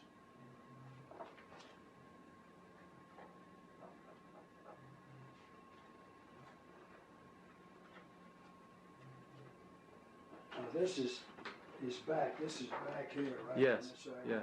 And your entrance wound there where they got it. How did Who it? did that one? Paul O'Connor did it. He took it up to the medical school there, where he lives, and sent that to me because he thought that that's what had happened to the bullet when it went in. They said it went in and went down and stopped. Jim Jenkins, Paul O'Connor's partner, told me that he thought that it had went into the back, excuse me, and stopped. And I said there was talk about bruising on one of the lungs where it had hit the tip of the lung and bruised it. See, there was nothing mentioned that night before midnight about a bruise because they said there was no exit. That back wound, and when I came back and told him about a bullet and stretcher, he jumped right on that and that it worked. It went in at a short distance and cardiac manipulation on his back, moving on his chest, it fell out on the stretcher. Now that was what we left there with that night, and the rest of this stuff was all conspired as I can see it after Saturday morning when they talked with Parkland over there and they realized they'd got a wound and he said that he realized the way Humes talked in that one article there by JAMA, that in talking with them it was easy to understand how that came through, didn't hit any bone and exited out through the throat, you know. Well, there was nothing like that night. That was all developed after we left. You don't think that's possible, do you? That a I bullet? wouldn't know because, but all I can know is what they thought that night when we left there at midnight, the doctors, and what we thought, and that was it. That there's two shots there, one in the back that had worked its way out during cardiac manipulation, but didn't exit through the throat. They didn't know about the bullet wound there at all, and the fatal wound up here. Now that's the summation of it when we left. Can you take a break? Sure. We were going over these pictures, you know, Yeah, so and I said, I haven't seen anything that looked neat. Not that night I didn't. So that had to have been done, cooperation of Humes and Boswell with the morticians in getting the body prepared for display, you know. And of course, they didn't have an open casket, but at least put it in the casket. So for it to look that nice and neat and shiny and the hair all in place, you think would have to have some kind of reconstruction done? That was done after midnight, yeah. And as I say, that for all intents and purposes, the autopsy itself was over at midnight. Did the doctors ever, did they hear anything about the direction of the bullet? Was there any information brought in that night from anyone about, well, he was shot from a building? Nothing was mentioned about Oswald, nothing was meant about the book depository of the doctors or number of shots fired or anything. So they had no idea. So no information from that part of it at all had come into the morgue. No, to my knowledge, not. Of course, Berkeley had to know. You know, that's the thing I couldn't get over. Why didn't Berkeley? He was over there, and I don't know whether he was in the autopsy room when they did the tracheotomy or not. Not the autopsy, but the trauma room at Dallas when they did the tracheotomy. Why didn't he? If I were Berkeley and I'd been there, the first thing I'd say to Humes is, well, now this tracheotomy we want you to know was made over what we think was a bullet entrance or bullet wound at least. Oh, there were so many things in this. It's just why, you know, our hands were tied. You know, I knew enough about. I felt like I should have asked Humes, have you called Parkland before they even started that thing? But as I told him up there, I told Jerry Gunn, I said if I'd done that, I said all it would have taken is some military guy there, general or something, to call over to Bureau to Hoover and say, you got an agent over here trying to run the autopsy. And I would have been on my way to Butte, Montana with cumulonimbus clouds with hail coming out of them on a disciplinary transfer. Well, let me. Now, if that would happen now, I could do it. In other words, the FBI is in charge of that new statute. I'd say, look, before you do anything, I think you ought to call Parkland. You've got some work done over there, find out what was done, what they, yeah, go ahead. No, I just want to go back to what Bill was asking you, if it's okay, is that it kind of goes with what you and I talked about before, and that's that first telex that you sent, where you talked about that the doctors knew, that they figured that the wound entered from the rear and exited the top of the head.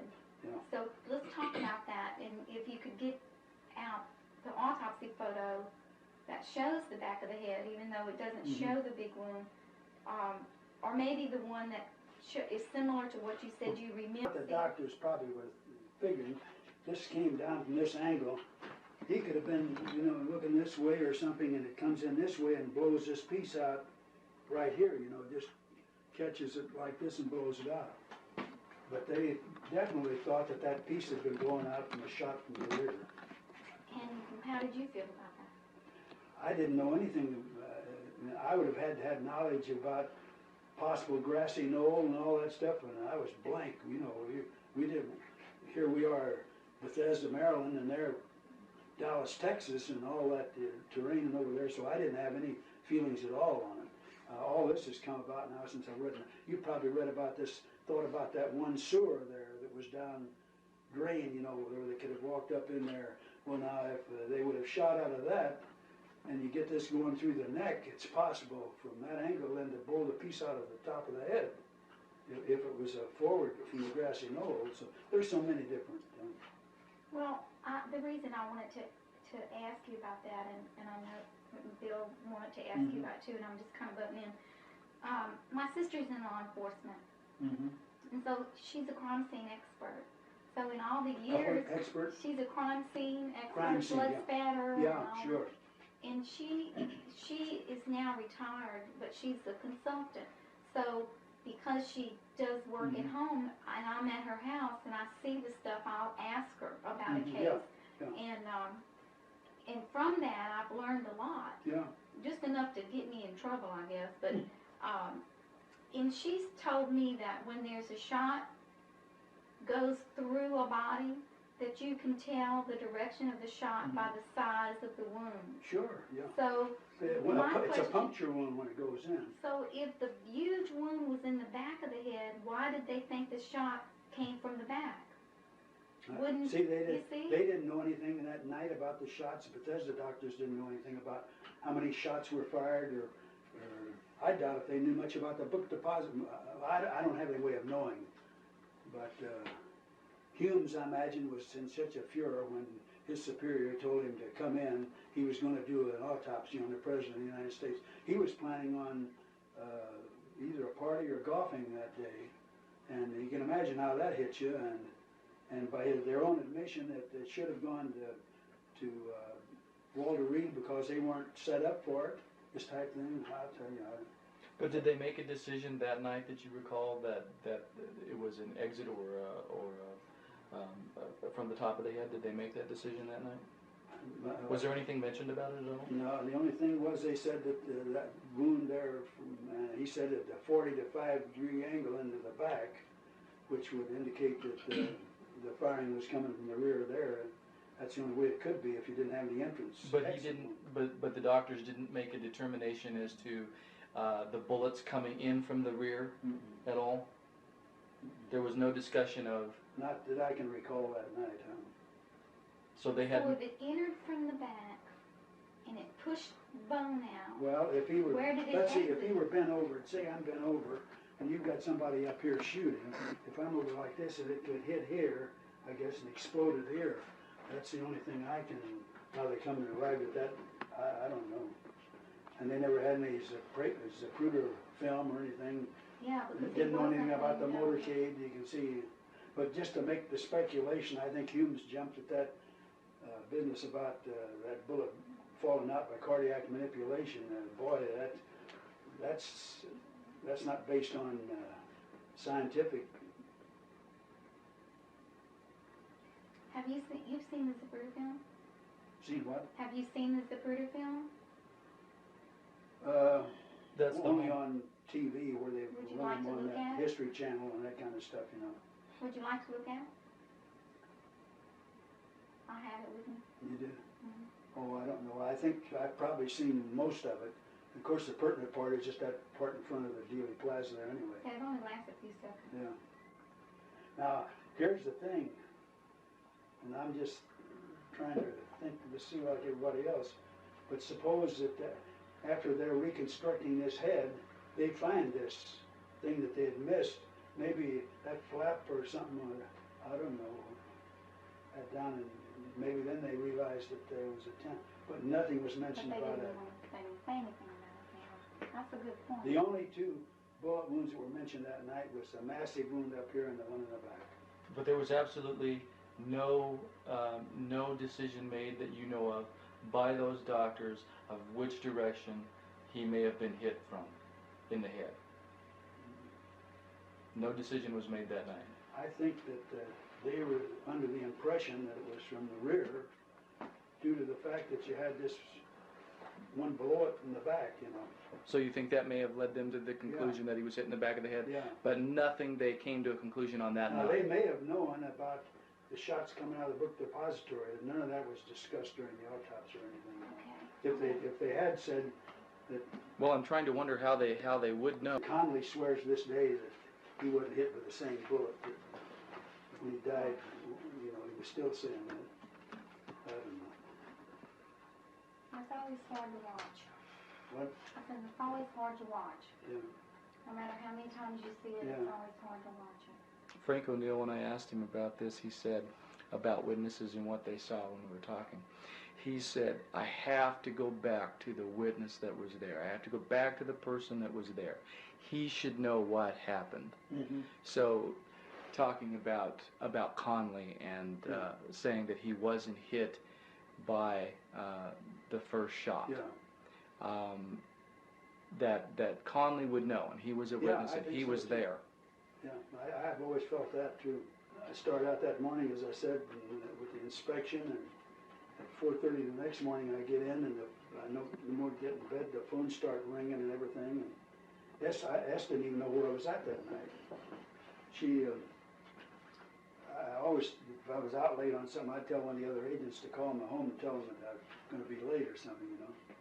So I didn't have a chance to call her. Here, you're out here, no cell phones back there, you're in the motorcade, and all this stuff starting. You can't say, well, I'm going to call home, you know, that's not quite proper timing. So she finally, one of my agents, Gene Weiler, called and said, is Cy home yet? She said, no, where's he at? He said, well, when he gets home, he's going to have something to tell you. He knew O'Neill and I were at the autopsy, so I came in and then until the next day. But this stuff was all hush-hush. You didn't even talk about it right after that. I went to church Sunday. That was Saturday morning, you know, and then Sunday we went to church, and the minister there, small congregation, he said, we're honored this morning. He said, we've got one of our members, he said that's going to be in the honor guard at the rotunda for the presidents. And I just shoved my elbow against S and just sit there and didn't say nothing, you know, but I thought, if you only knew, buddy, somebody's been closer to it than that. But you never said anything. And so it just wasn't discussed a lot. Not that the Bureau didn't tell you not to discuss it, but... You weren't under any kind of order not to talk to No, anyone. not like Parkland. And now, I mean, well, Bethesda, yeah, they got the orders, that anybody that discussed that thing, you know, that's their career. Now, you wouldn't have had that at Parkland, that's civilian, see, that's the difference. But as I say, what a shame. I mean, if Bobby Kennedy just hadn't have ordered him back and said, well, but there were so many things, this assassinations on Castro attempts and all that stuff. Oh, the whole thing stinks to the high heavens. So what do you recall? I'm interested in just now that we've gone through the procedures that they performed. Do you remember any kind of? Is there any kind of? What was the atmosphere like in the morgue that night? What do you remember picking up? Well, they asked me up there at the AARB, was it rowdy or uncontrollable? And I said, no, it wasn't that, but it was a busy place because you had all this brass in there, the military district of Washington, Wiley, I think was his name, wasn't it? Or trying to think, but, and yeah, he was the head of the military district of Washington. You had the Admiral Berkeley, you had the head of the Naval Medical Center, Stover, I think was his name, and all these guys that, you know, of course, you don't have that happen every day, do an autopsy of the president there. So it wasn't rowdy or nothing like that, but it was just, I felt sorry for Humes. I felt sorry for him. He had beads of perspiration all over him. I mean, you could tell he was under pressure. So you feel he was under a great deal of pressure? Oh, no doubt about it. I mean, here you're doing an autopsy of a president, and probably a lot of his have been administrative work, reviewing autopsies that have been done previously. And then with all that brass in there, that rank, both military, both Army and Navy. So you remember high-ranking officials? Beg your pardon? You remember high-ranking officials? Oh, sure. I've got them in my 302 there with their ranks, you know. How many people would you say were in the morgue that night? Mm-hmm. They were off and on. Some of them would come in for something, maybe Navy. Here again, you don't know what was transferred, what kind of message was transferred from someone in the Navy, maybe that they got from Parkland or something to Humes, because you're not privileged to that. They're not going to come around and fill you in all that. I'm not running the autopsy. We don't have any jurisdiction. We're just there to witness it and take the bullets that are removed. So, was it hard to get in and out of the autopsy room? oh, brother, they had security there. They had a Marine or Navy guy about every 15 feet in those halls. Yeah. As I said, when I went to make that phone call, they had a fellow at the sentry there take me down to the room, and he stayed there with me and brought me back. So every time you left somewhere, like the time you went to talk to... When we went into the cafeteria there, I don't think they had somebody with us then, but I asked for a phone, and they put this guy, said, take him down there, and so I had an escort down there to the next room or two where I could use a phone to call Killian. Do you remember when they removed the brain? Were you present for that? That is something that's hazy in my mind. I can't... most of it was blown out. Most of I the remember brain? that. You looked in there, you just didn't look, you know, you look at a picture, anatomical picture of a brain, and it's all frozen. There was nothing like that. It was just a cavity. So, okay, that's a good point. Let's go back to, and they bring him in, they unwrap the head, and you look at the wound. When you first looked into the cavity, what did you see? I mean, did you see? Just a big hole and some of that brain marrow that was in that one picture that I guess a brain marrow or the cranium, but I don't have any recollections of a brain, a perfect brain in there that they would have cut away and removed. would you say there was like just brain matter within As the? I recall it, brain matter. Yeah, that's. Just pieces of brain, Yeah. maybe half a handful. I don't know. I wouldn't even try to. Nothing that would be attached and they would have to bring out. No, I don't remember anything that they would cut in there and bring out the whole brain. And you saw the head right after they. Yeah, right. So you were right there, able to During the look into the. autopsy, yeah. You were right there, able to look right into the Sure. head right after they took him. Maybe not and- all the time, but I mean, you could move up there and see it. You know, they were right behind, like those pictures with the headrest. We were right behind there.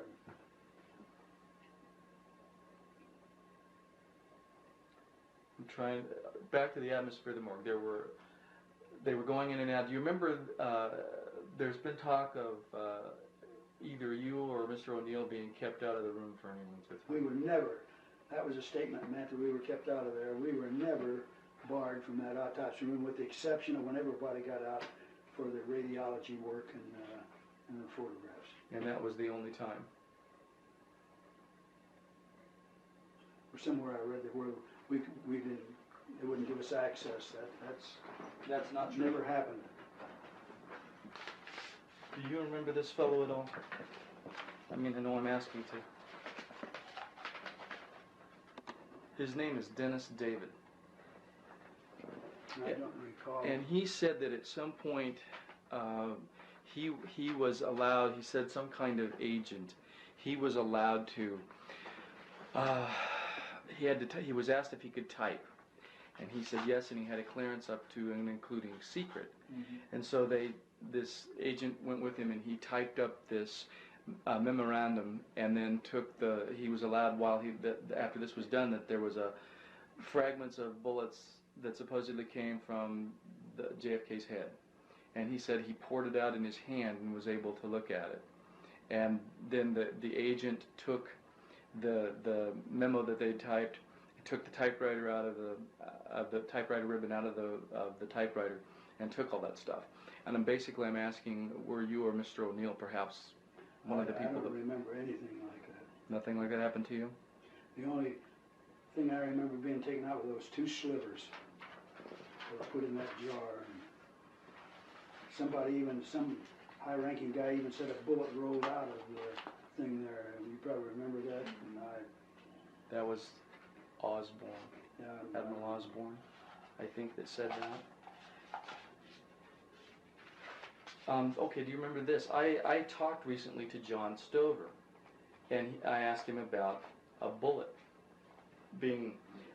One of the fellows that was in the autopsy room that night told me that he recalls, he was the X-ray technologist, and he said at some point when they lifted the body up, a bullet fragment fell out of the back. And he said, I'm the only person that remembers that. Nobody else remembers it. So I asked, when I had John Stover there, I asked him about that, and I'm not expecting to get any kind of answer. He said, well, there was a bullet.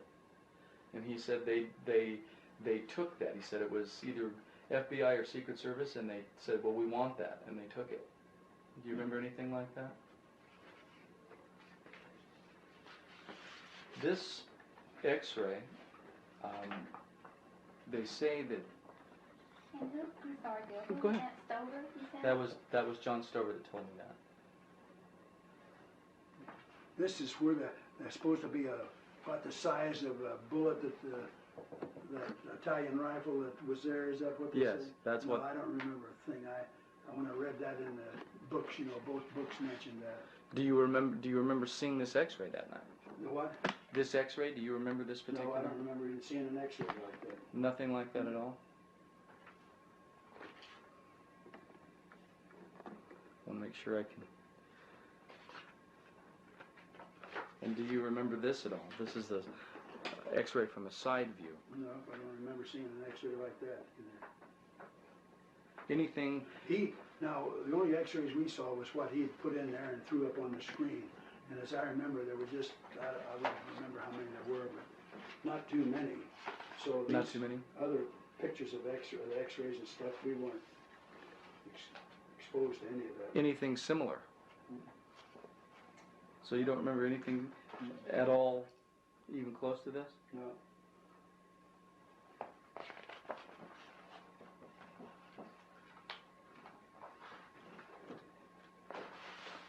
This is a, It's a representation. yes, it's a of the representation skull. that was done from, wasn't it the, who did these? The, Oswald.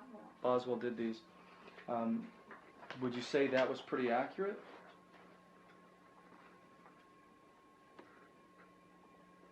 Now this is from the back, is it? I mean, it's Right. showing a front view with the teeth, but I assume it's probably from the back, Yeah. right?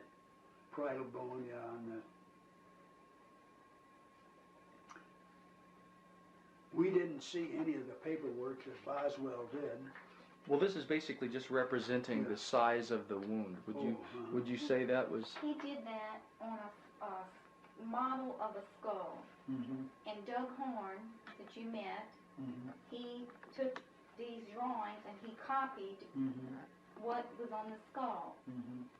So Boswell did not draw on this paper. That's Now here Doug. they've got an entry wound, and I don't remember anything like that. Here would be the ear out here. And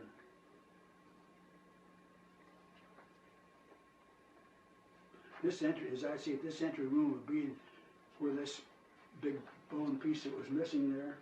I don't remember anything like that. How about from the side here? Would you say that?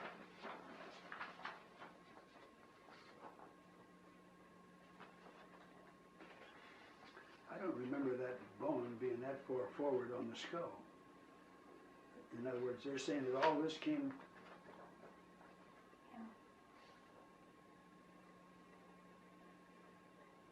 denoting missing bone.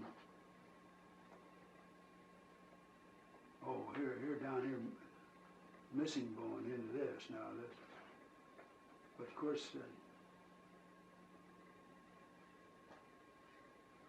I've even often wondered if they didn't, whoever that marksman was, if they didn't use the explosive bullet that really on impact, would let go.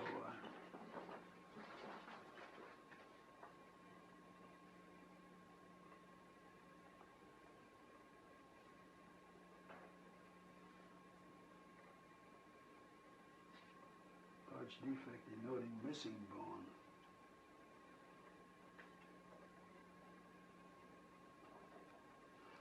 Now this I is. don't remember anything down this far on the frontal of the forehead. I mean, here you're about to the hairline and here. Was there any damage to his forehead that you remember? I don't remember any at all. How about? As I say, when you looked at him there in the casket or on the autopsy table, the face. No, that's a view from the top. Do you remember Top. anything that missing that big, that large?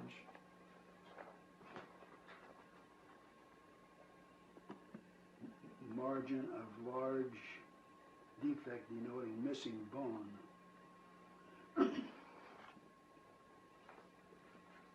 Well, now would they mean this part right in here? The dotted, I think that whole, this up to here? that, he's I don't saying remember that. anything like that. Nothing that large.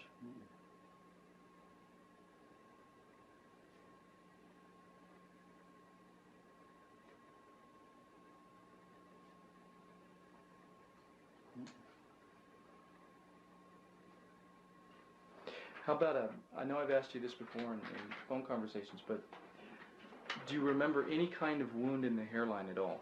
None.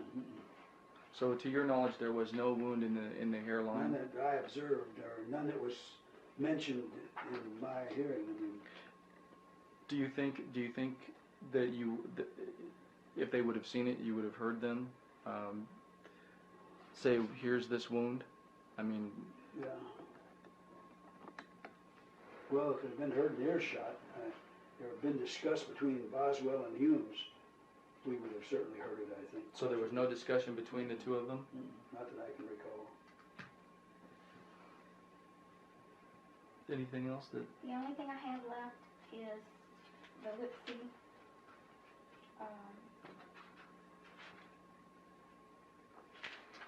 And this was the young man that I told you can give you the entire testimony that I transcribed.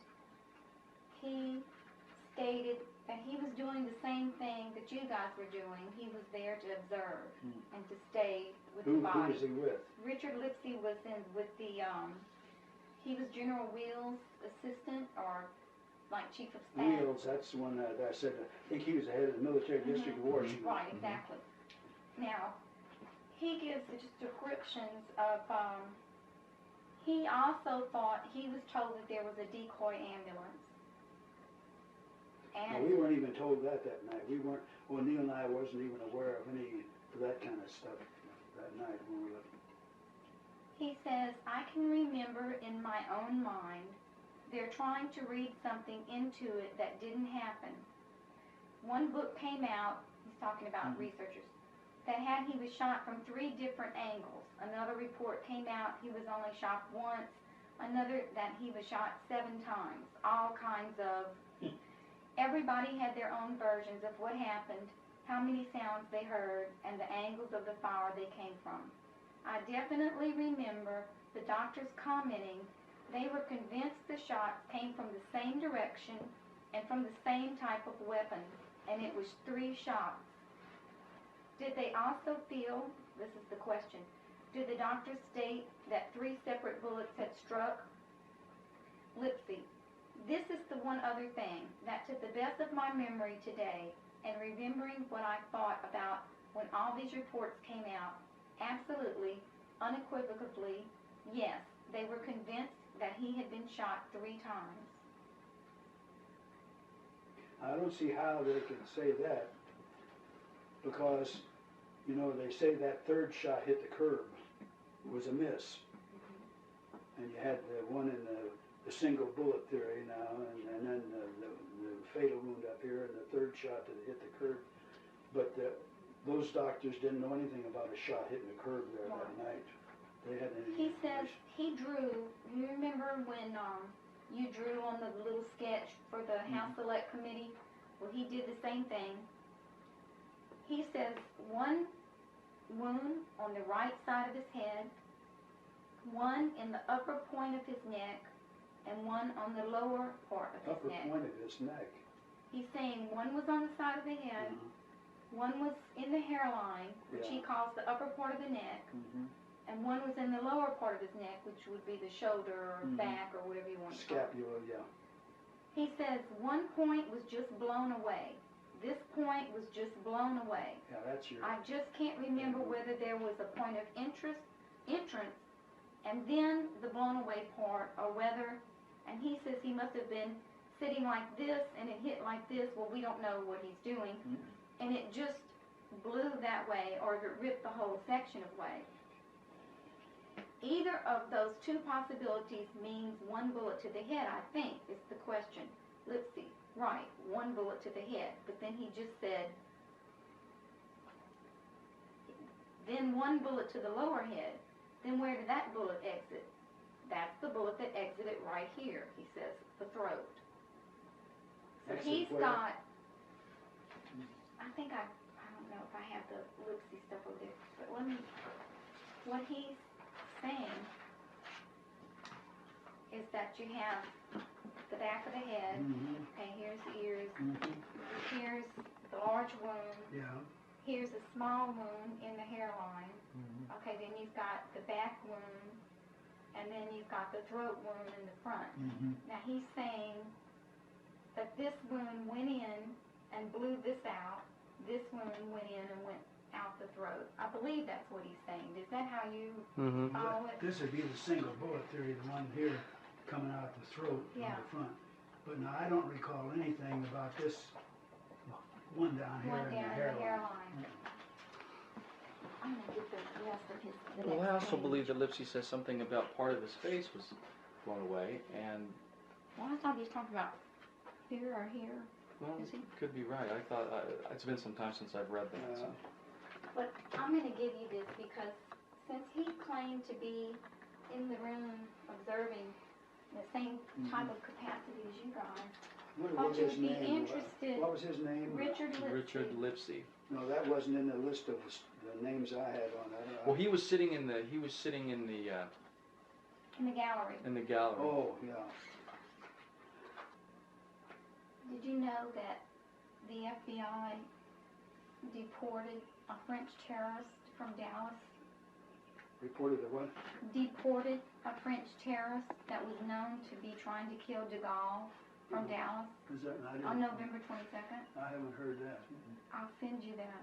We found I'll it. believe anything. You know. Yeah. He was, you know, I say terrorist, he was an assassin. Yeah. And they... Professional hitman. And he was, Sweatar was his name. Oh, that was yours. That's just telling me what time it is. And he was tracking the president. He was in Fort Worth that morning. He was in Dallas that afternoon. And the French were watching him because de Gaulle was going to be going to Mexico, and they were trying to find out everywhere he was going, like our people should do. Sure. And they realized that he was in Dallas, and they had him deported. That information was never given to the Warren Commission, and years later, we found the document on it. Yeah. CIA I never files. heard that before. Yeah. But you take all those reports of people, you know, that are up there at the grassy knoll, and they flashed badges and for Secret Service, and Secret Service says they didn't have any agents up there. And I'll tell you, you hear so much. I want to go back to Greer and Kellerman for a moment. I want to know when you first saw them, what was their demeanor? Well, the first time we saw those was right when we helped unload the casket. And, I mean, all business-like. I mean, they weren't shook up. I mean, they're not to the point where, you know, it didn't shaky or nothing like that. I wouldn't characterize it that at all. A lot of remorse there about what happened. Of course, that's only natural. I don't care who you are, you'd feel that way. But,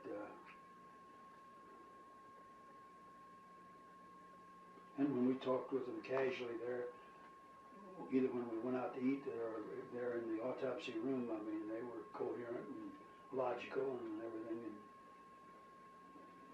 and nothing unusual. But you don't think that they were, I don't know the word I'm looking for, do you think they were shaken by the events, or were they in sure. a total professional mode of, okay, now well, we're here? I think they were shaken because you very seldom, how many times does the Secret Service crew lose the president?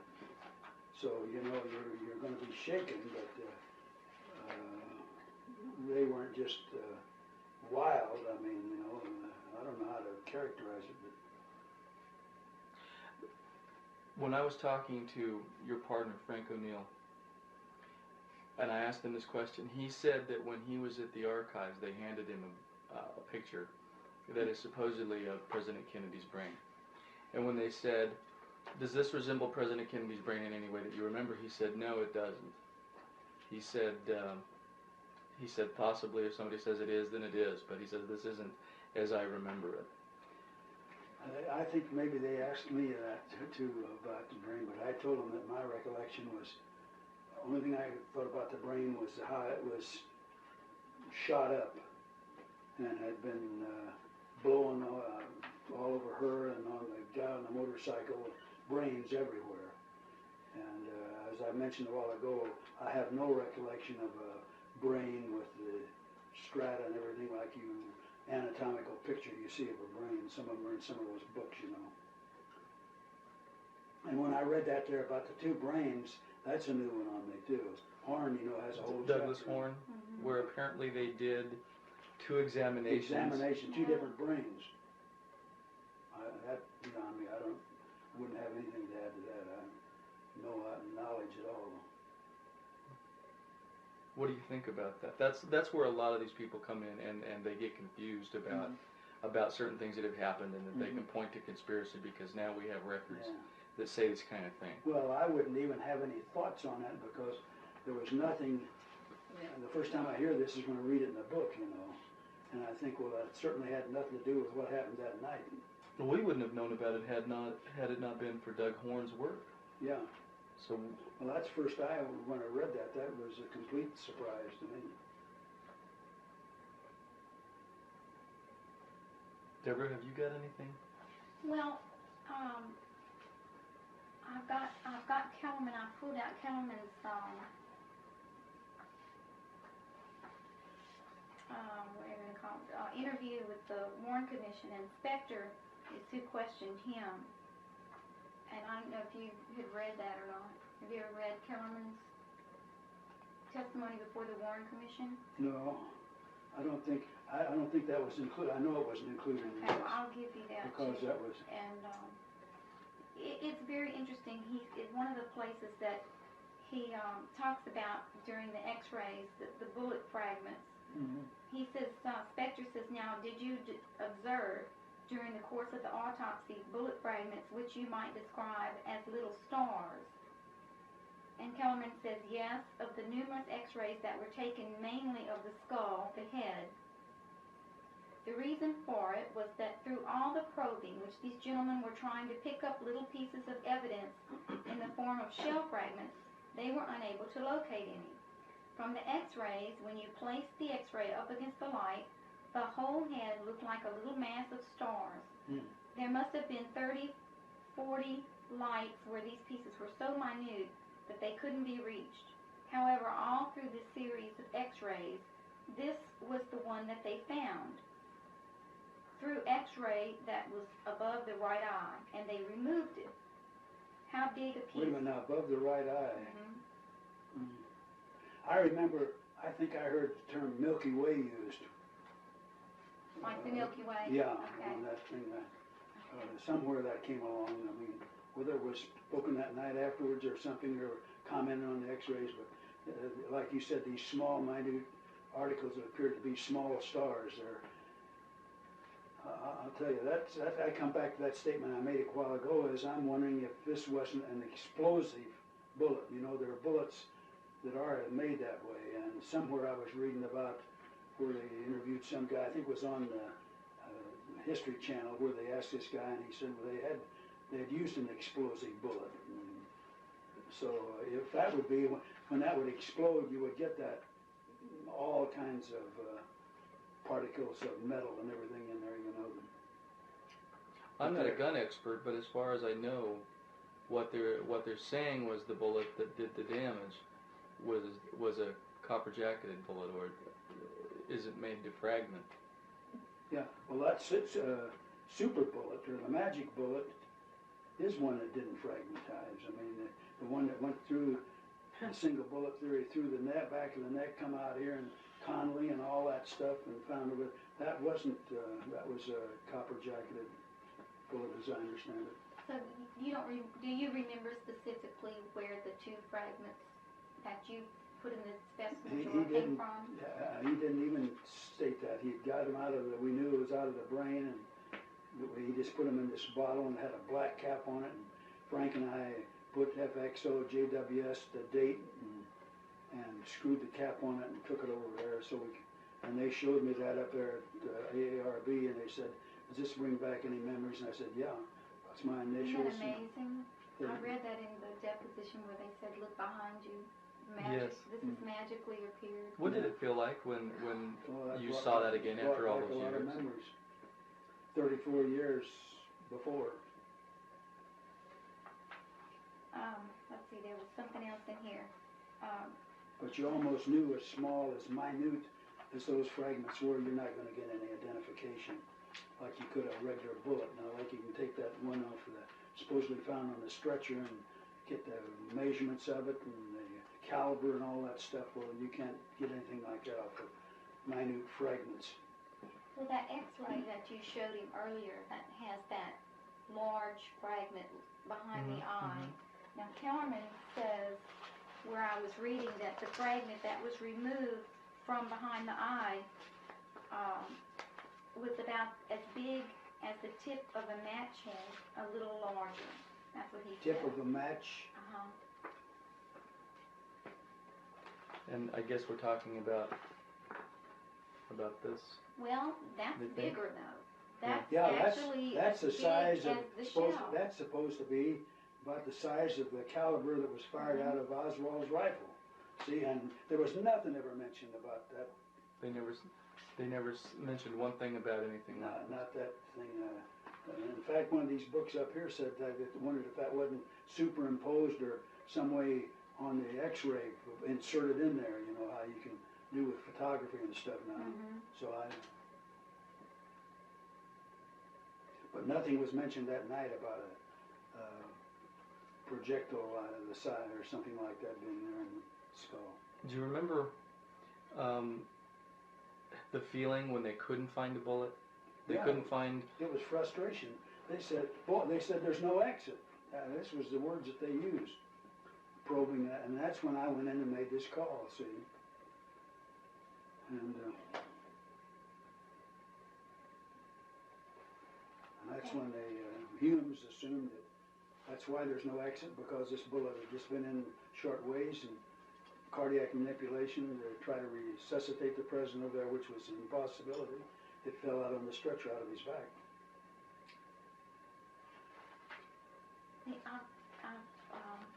Do you remember when the review board asked you about a statement in a report when the fragment was brought in to the autopsy room?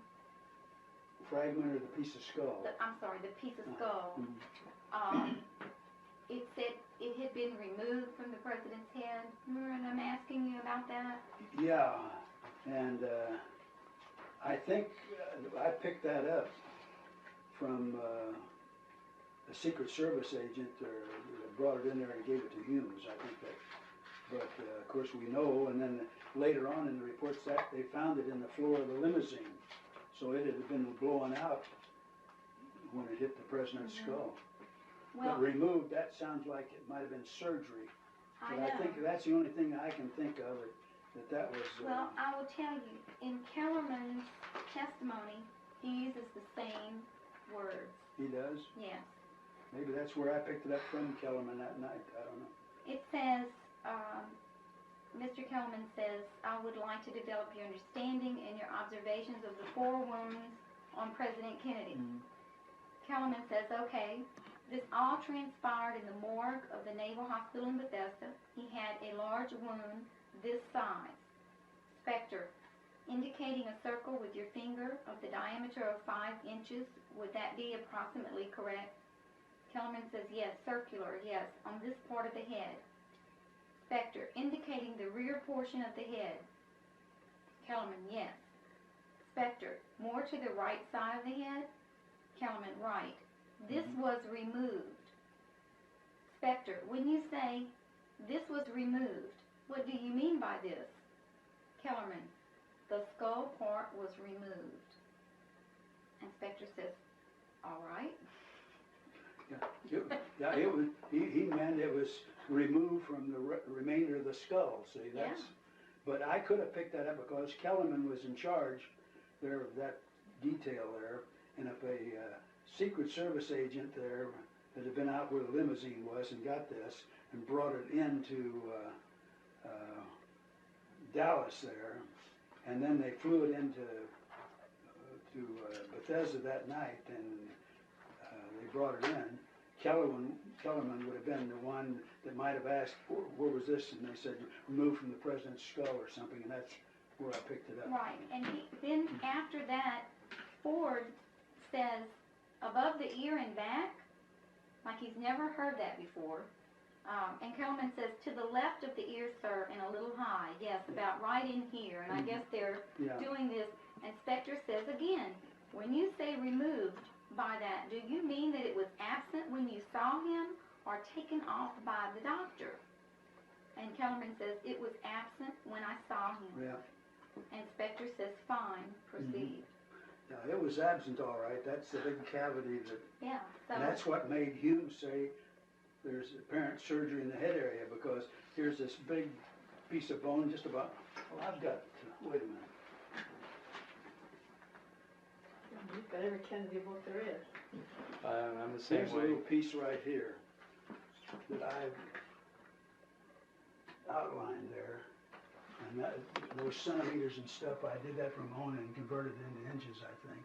But that's what the size of that, let's see it, here, this outline, this part right in here, that's how big that piece was. Of course, it wasn't rectangular like that, but it's this part in here, that's how big That's a huge.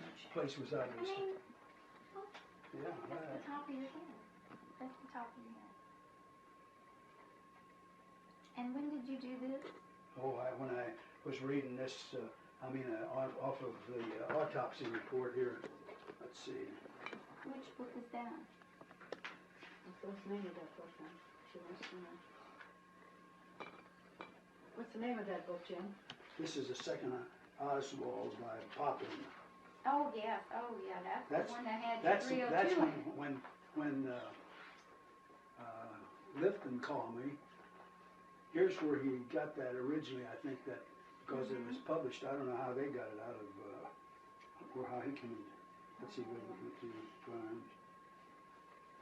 This jumped out at me when I was reading Also, here it is. Jim's Here. deposition. Also, when I read these descriptions or those measurements again, it comes right out here.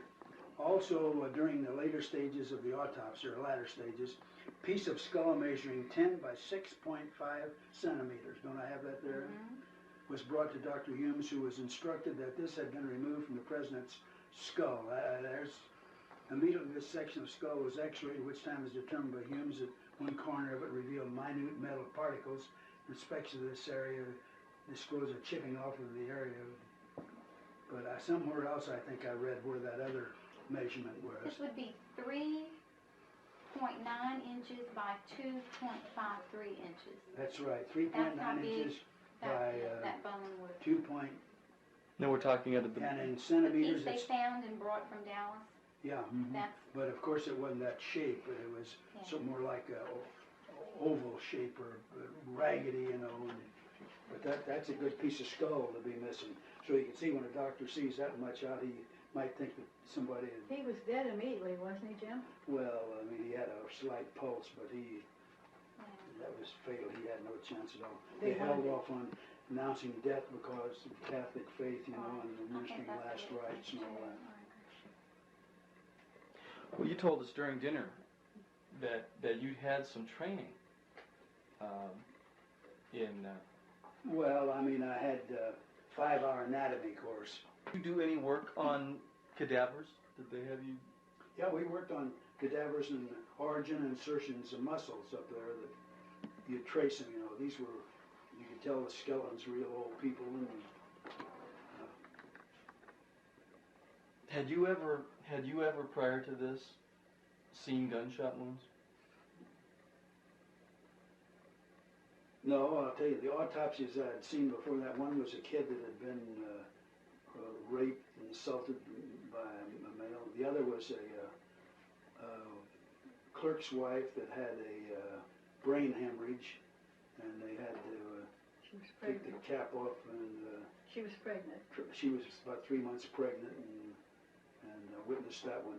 But this was the first gunshot autopsy that I'd witnessed, you know. Well, just based on your observations. But I don't, let me say this in connection with this. I don't consider myself an expert medically in this. I mean, I just had a little introductory knowledge. Right.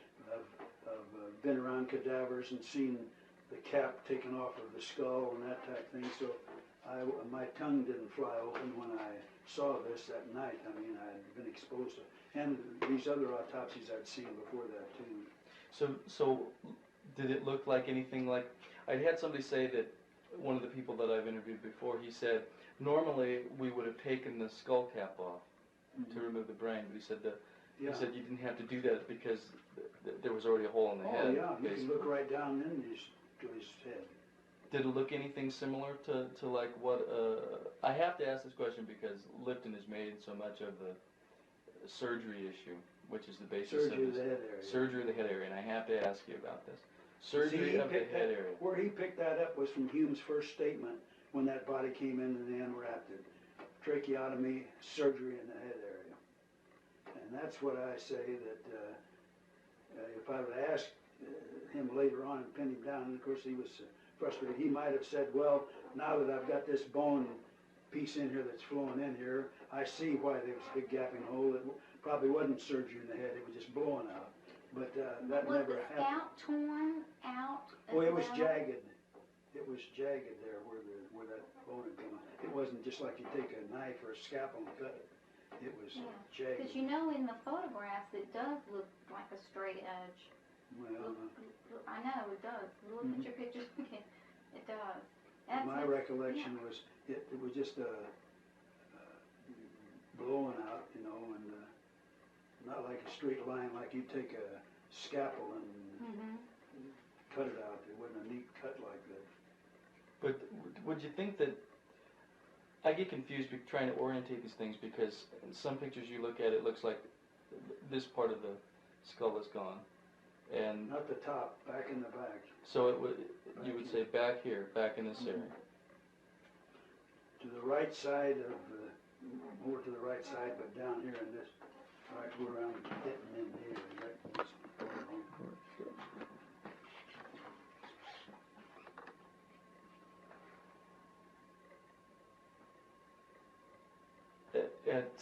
If I'm remembering right, in Dallas, I think it was Nurse Hinchcliffe, Yeah, there was a Hinchcliffe there. said that to see the wound in the back of the head, when she saw him laying there, you wouldn't know that he'd had a wound to the head, and one of the doctors lifted his head up. So the only way you could see the wound was if you lifted the head up and looked. Would you say that that was... Well, that's according now, that statement would be based on if they had a headrest where you had his head up. Then it would really show, see. And I think maybe the head was raised by towel headrest, I don't remember there. But there was no problem in looking right into it. Just like you lay in if you lay on two pillows, I mean, your head's going to be higher than on one. And from there at Bethesda, there was no problem at all in seeing the head wound. I mean, if you were looking at it from the rear. But it could have been that his head was down a little bit, or on the stretcher, or I don't know. I'm just supposing maybe that would be a basis for not seeing it right away. But boy, it was prevalent. You couldn't miss that. That was the outstanding thing of the injury.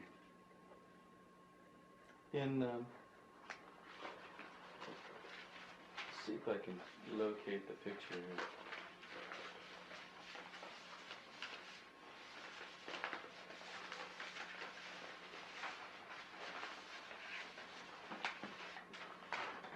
This is an oversized view, of course, but this is what they call the stare of death photograph.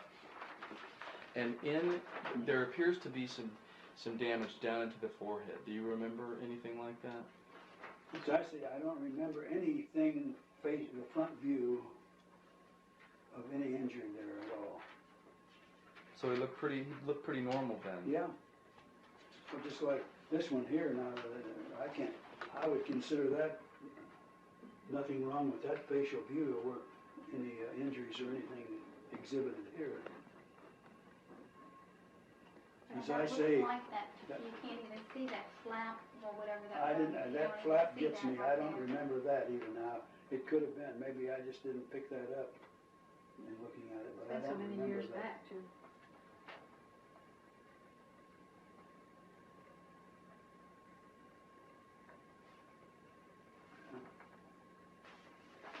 And that one down here where that drawing, Lipsy was it, or that one down there, I don't remember that one at all, down the hairline back here. Well, it would make sense if they saw that. Wouldn't they mention it, do you think? Well, undoubtedly, yeah, they would, because they were looking for any injuries and additional bullet wounds. And Now, you know that the doctors testified before the Warren Commission and the House Select Committee. They said that they did see that wound down there. You know that. That wound in the hairline? Yeah, I You, guess it was. Boswell, and think they the House changed Select their Committee, tune. I didn't get copies of that House Select Committee, but that's what they told the House Select Committee on Assassinations, right? But Yeah. they've changed their story so many times, Right. Well, they. I wouldn't know what to believe. They wanted them to move the wound up to the cowlick. The House Select Committee did, but they really didn't. They said no, it was down here in the Now, hairline. you're talking about a small entrance wound there, or the big missing bone? A small puncture type wound. That's what they called it. Yeah. They asked me up there if AARB if It would be that right there, supposedly. Yeah, that's it right there. That little looks like a little piece of tissue. Yeah, no. But I've had other people tell me that was a piece of brain matter. could have been. There's Yeah. plenty of it around. Well, I brought something that I'll share with you too. Let me put my hands on it because I've been tucking things away, and I have the memo, Doug Horn's memo on the Rochester digitizing. Just give me a moment. Should be right here. Should be. You're getting a place now, Deb, where you could use an index, you know. Well, I have something else I made you too. This is a copy of the House Select Committee medical evidence. Mm-hmm. So I'll give you that too. Yeah, that too. I really didn't know what you had and what you didn't have. Yeah. I didn't get hardly anything out of that House Select Committee. In fact, the way that came about, they were going to interview somebody at Tampa. They called down here, and I talked with Purdy, and I said, well, do you want me to get you a motel down here? And I got him a place over here at the Ramada, met him at the airport, and we went over to the Ramada, and we started talking probably from 9, I think, maybe that was late that night. I think. Here, I'll give you this Mhm. too. This is not, this represents the X-ray, and you can see that little fragment. Yeah, see, it's marked fragment. Mhm. Yeah. I have that right. So they Familiar. had just a few little things, and that they showed me drawings, and some of them I hadn't seen before, and that was it. And then they sent me the thing, and I rewrote it, and I mean, had it notarized. They sent theirs back, and the one that I, because there were some things they had wrong in it and everything, had it notarized, sent it back to them. I guess that's one of them that they used. They probably kept both of them, I'm sure they did. But, so I never saw anything as a result of that, what their report was. Were they anxious to hear what you had to say? Well, they came down here to interview me. I suppose they were, but I don't.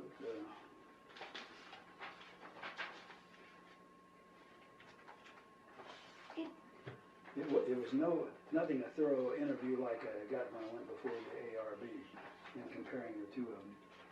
How much time do you think you spent with them? Probably 2 hours, 2.5, something like that. And This was a 4-hour deposition up there at ARB. ARRB. Now, this is something else that you'll see when you read through that. Esther, this is really interesting. This fellow, Andy Purdy, this is your interview. Do you have that? MD 155? This is the interview that they did with you for the House Select Committee. Do you have it? No, I don't have that. Okay. I never got a copy of it. I'll make you a copy of this, copy I have of it. But I'll make you a copy of this. Let's just and send let it me to you. glance Go at ahead and look that. at it, yeah. I tried to bring everything I could think of. Yeah, this Sheraton, I Canada. said the Ramada was a Sheraton Inn because they've changed locations now. It used to be You changed names. So I'm confused. Up here. Yeah, this is the one that I rewrote Place you here. up. Well, what mistakes did they have in it? Oh, it was just some stuff. I don't remember going back that 30, 40 years. But it was nothing that. No, it wasn't. Okay, what MD is that? And some stuff that wasn't quite clear. That, 155?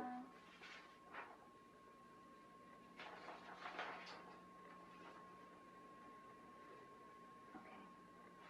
Well, go ahead and keep that. I'll get you another one. well, here, that's the only one you've No, I got. can print it off of the computer. I have all Oh, of it yeah, on the right. computer. Okay, this is a part of Doug Horn's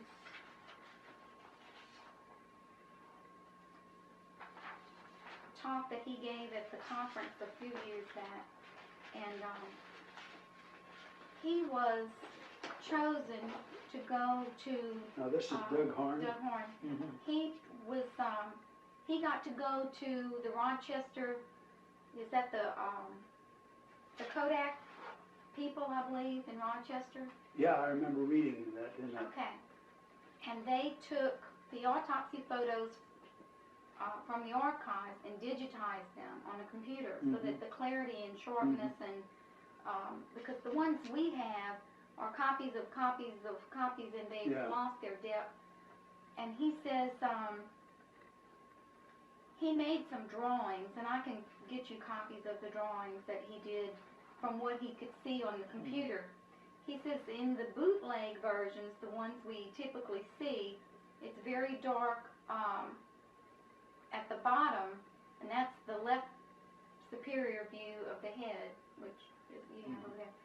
He says, but the actual image is much better and shows the entire back of the head is lacking in structure. And that's the one that he's got his head in the stirrups. It kind of sags there as though it were caved in where it sits in the stirrup.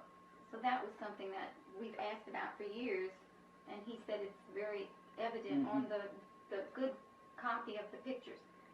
He says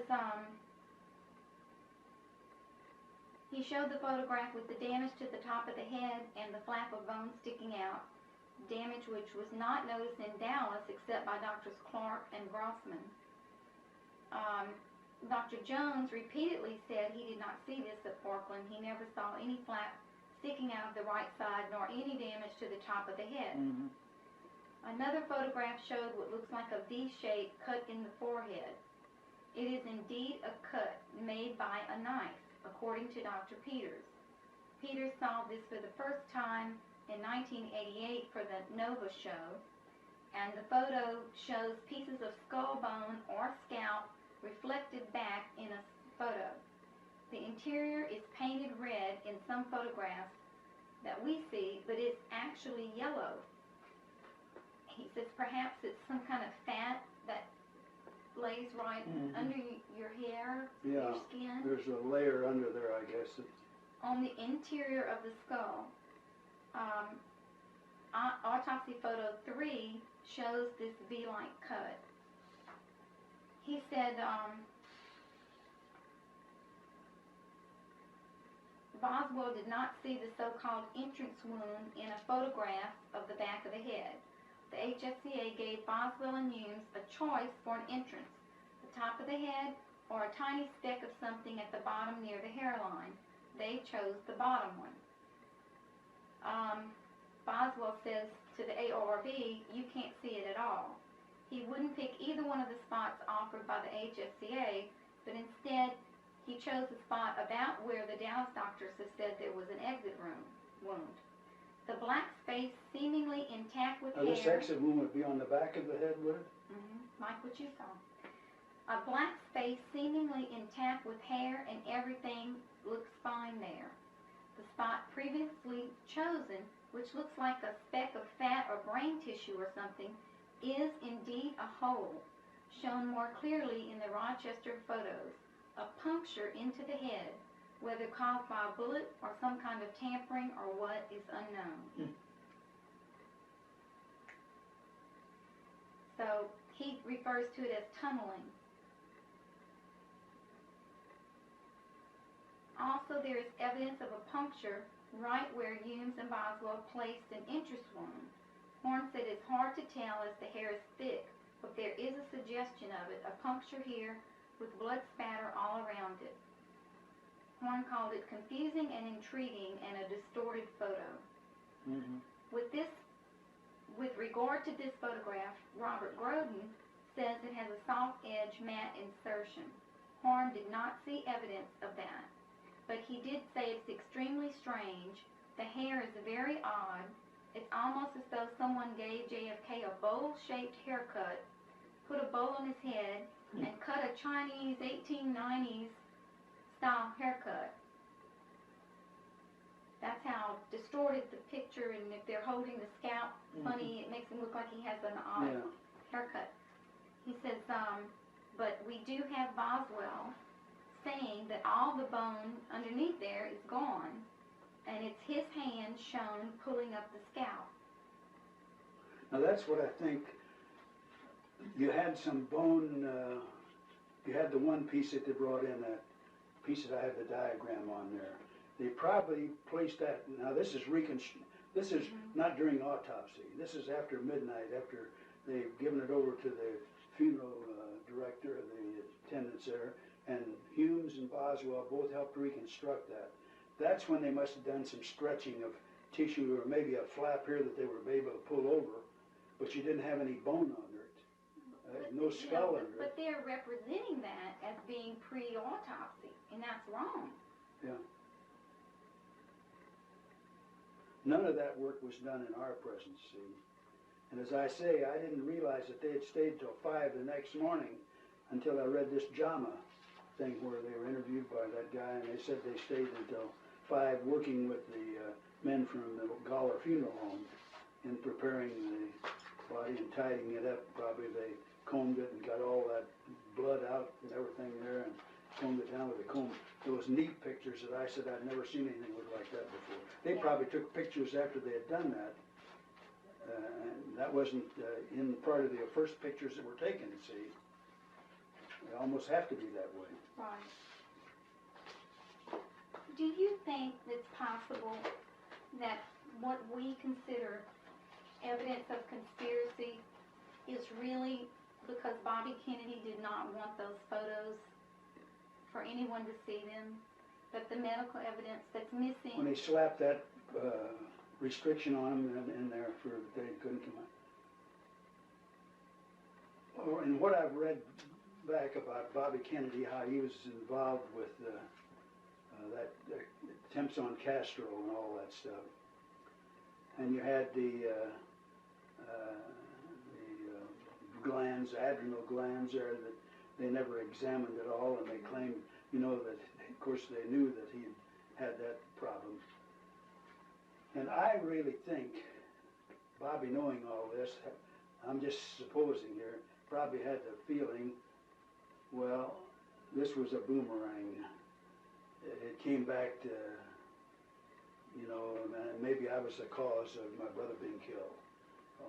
If Castro had any dealings in the stuff. Now, this is the way in thinking it all over, stuff I've seen on television, books I've read and everything, that I think he, on this, was like the Warren Commission on the grassy knoll. When somebody said something about the grassy knoll, I don't think it got the treatment that it should have gotten. And the furtherance, was one guy, you know, had been in the military and had been trained. They'd fall down and they'd fire right over their heads. He said, you can't tell me anything but what those bullets were coming behind. He said, I've been through this too many times. But you had a patsy. He was dead. He couldn't testify. You're trying to get this Warren Report Commission out. Johnson's putting heat on Warren, and I think it's pathetic, but I think this is, you have to put this whole pattern together to get the true picture. That's a good observation. Jim Jenkins, one of the technicians that was in the room that night, I asked him his feelings about the autopsy and what went on in the room. And he said, I came out of that autopsy expecting to read that there were at least 2 shoes. And he said, what came out of... This is Bethesda autopsy. That's the Bethesda autopsy. And he said, what we saw in that autopsy room bore no relation to the report that was issued. The official autopsy report. Mm-hmm. See, that's what I say. You had one autopsy and 2 autopsy reports. You left, haven't you, Jim? You left and gone home. What? You left. Well, yeah, I say. They never told him. Well, no, that wasn't that. The reason you had 2 autopsy reports is you had this business of the Secret Service re-interviewing the people at Dallas and getting them to say that, are you sure now, you say this is an entrance wound, but couldn't this have been either an exit or an entrance wound, and you get them to say that? You've got to do that if you're going to put this single bullet theory together. And well, because of the timing that we know that the camera runs at 18.3 seconds per frame, and you have basically 6 seconds, 22 to 26 seconds of film. I read 2 different ways. It was either 22 or 26 seconds worth of film. You have firing time of the rifle of 2.3 seconds to work the bolt and that's without even aiming, working the bolt, firing. If the single bullet theory is not true, and that was given to us by Arlen Specter, who's not even a doctor, if the single bullet theory isn't true, then this is where a lot of people that study this say, well, there wasn't enough time to get those shots off, 3 or 4, how many they were, without the single bullet theory working. So if the single bullet theory doesn't work, then it seems that there has to be conspiracy. And so that's where people keep pushing on this thing. And Lifton comes along and he writes this book. Best evidence, you mean? Best evidence. And I know you I've weren't... got the hard copy down here, and then I've got, here's another one here, and I've got in my, over there in my locker, I've got some other earlier editions too, you know, that I try to keep. What do you think about his probable scenario? Whose? David Lifton. What do you think about... I've read the book a number of times. I know you've read the book a number of times. I know Deborah has. What do you think about his theory? Well, as I say, he lost me when he zeroed in on this surgery in the head area. And that had to be done either at on the plane at Dallas or on the way en route from Dallas into Andrews Air Force Base. According as I recall his book, that was a summation of it. And I just couldn't go along with that with the Secret Service on board there. You know, you had Secret Service agents, you're swearing in Johnson. There'd be his agents, you've got these other loyal Kennedy people that were right there with the casket. Don't tell me that, where would they have got their medical instruments and everything to do surgery on that body on the way back? Well, that's certainly part of the question, isn't it? Where he says that there would have been time to do it, would have been a limited time when all of the people, including Jacqueline Kennedy, was brought to the front of the plane. Swearing in? When Johnson was sworn in. Yeah, but they, I don't think all of them would have been there. I'll tell you why I don't believe that anymore. Because a really good friend of mine is an Air Force One fanatic, and he's been on it. He has pictures. I have copies of the pictures. Yeah, I've been and he on. said there is no way in the world there was room in that tiny space to open the casket up, because the way the plane was shaped, just to get it in there, they had to cut into the bulkhead, which is still like that. You can still see it. And he says that you couldn't have opened the coffin all the way to get him out. You couldn't have opened the coffin. Well, part of Lifton's theory is that he was put into some kind of body bag. So now we have Paul O'Connor, who says there was a body bag, which feeds into Lifton's theory of maybe they, at some point, they take the body out. They put it in whatever they put it in and stow it in the, for lack of a better word, the baggage compartment. And they have, who was it? Was it Lipsy that said one of his shoulders was up higher than the other? Yeah. And this may be accounting for when they put the body in the bottom of the plane, one of the, you know, and he was laying on his side, that one of the, you know, people come up with all kinds of things.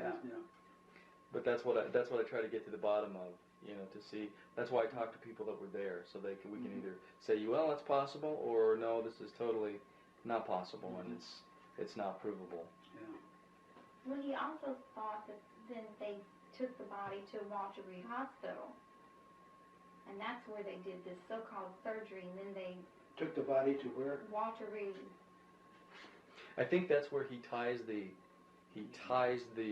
ambulance that got lost supposedly, and in the big supposed chase, that there was enough time to while the official casket is out front, then the other ambulance that really has the body, they get lost for a while. Do I have that right, Deborah? I think that. And then that's where they take the body and they do a quick job. This is Lifton's theory, not mine. Yeah. I don't have theories, but that's where he's getting this. And then he uses the phrase, this piece of scalp was removed, as in correlation with the surgery, supposed surgery of the body. Well, I don't know, you've talked with Lifton after I have, but he was after me he wanted to make he said, for history in the schools. He not probably told you this, a whole cassette, you know, and everything. He wanted to get my picture on it and all that. Well, with O'Connor and them talking about body bags and that was about a cheap casket and shit and all that stuff, I wasn't going to get into that kind of a wrangle, you know, about. And they wanted me right after this thing happened. I got a call from Philadelphia, a TV station. They wanted me to get on, come up there with Lifton, you know, and they were going to. And I wasn't. He wanted you to be part of it? I wasn't going to get in that kind of a dogfight either. Don't blame you.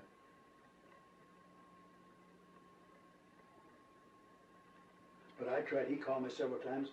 I tried to answer his questions and told him that that was a great regret I had, that I couldn't have asked Humes if that piece, now that he got that back from the limousine, if that changed his mind on surgery in the head area. Now, I don't know whether he would have, but at least it would have shut out this business about head surgery. If he would have said, well, it wasn't head surgery, I just thought it was, but when the piece came in, I realized it was blowing out or something, that would have killed that surgery of the head thesis that Lifton proceeded through his whole book. And basically, you don't believe there was surgery on the head? I don't have any way of knowing, but being there and coming in Secret Service and saying they found this piece in the limousine on the floor between the front and the back seat or wherever it was found there, I don't. Of course, you'd had to have a lot of people tied in on this kind of a deal. You figure what you'd have to have surgeons, Secret Service, and all to pull off this kind of a shenanigan. I mean, on your side, to cover up something. And I don't think that happened. I mean, You think the mafia had anything to do with it? well, I've always felt like in the books I've read that the mafia was involved in this some way, in the actual shooting. And I don't have any proof of it, but there's certainly enough reason for it to be involved. As I say, with the Hoffa deal and the feeling that they were double-crossed, you know. And didn't Bobby, you were in a meeting when he said he knew nothing? Well, I was on an organized crime conference up in New York when I was working in the bureau, and Bobby Kennedy came in. They had a tape that they'd had on one of the wiretap, you know, and was playing it. And he said, "Can't we get better equipment for this to hear this?" And then he gets up after that and he says he wasn't aware that the FBI had wiretaps. Now, I don't know where he thought we got that from, out of the ether or where, but so you know what I thought then. I can just imagine. Do you remember anything about, I've been told that there was a casket brought in about, and we're not talking shipping casket, we're talking another nice casket that supposedly had the body of an Air Force major or Air Force Never heard colonel? anything on it. You mean it's about the same time? About the same time, about an hour before the president's body was brought in. Said it was in the anteroom or the cooler room. Mm-hmm. And I just wondered if you knew anything or had heard or there was anything mentioned about... Never heard anything about a second ambulance or any of that stuff until after it was all over and I read it in other books or something, you know. But I did tell you about this graveyard, what was that terminology, you know, with took care of the burial and they were supposed to unload it and all their, I was looking and they got sidetracked following another ambulance, you know, that That was the supposed ambulance chase. Yeah, yeah. And we never came into contact with this group at all to help unload the casket that was supposed to do it. So I don't know. So you have no memory of any kind of honor guard or anything? No. Just, it was, let's go back over it again. It was just you and Frank O'Neill, Kellerman, Greer, and some other people that came out of the naval thing there that were probably medical personnel, because that casket was heavy. That was a big bronze casket. 4 men couldn't carry it. And so they helped get it out and put it on a gurney and then it was wheeled on in. And so, when you first pulled up, when the ambulance first pulled up, do you remember the length of time that the ambulance may have been out front before it went around back? It wasn't too long. As I say, they let Bobby and Jackie out, and that was in the hearse, in the ambulance. And then I don't know whether they, but it wasn't too long a time before it started moving on around and back. May have been looking for somebody to give directions back around to where the autopsy room. I don't know how experienced the driver of that Navy ambulance was, but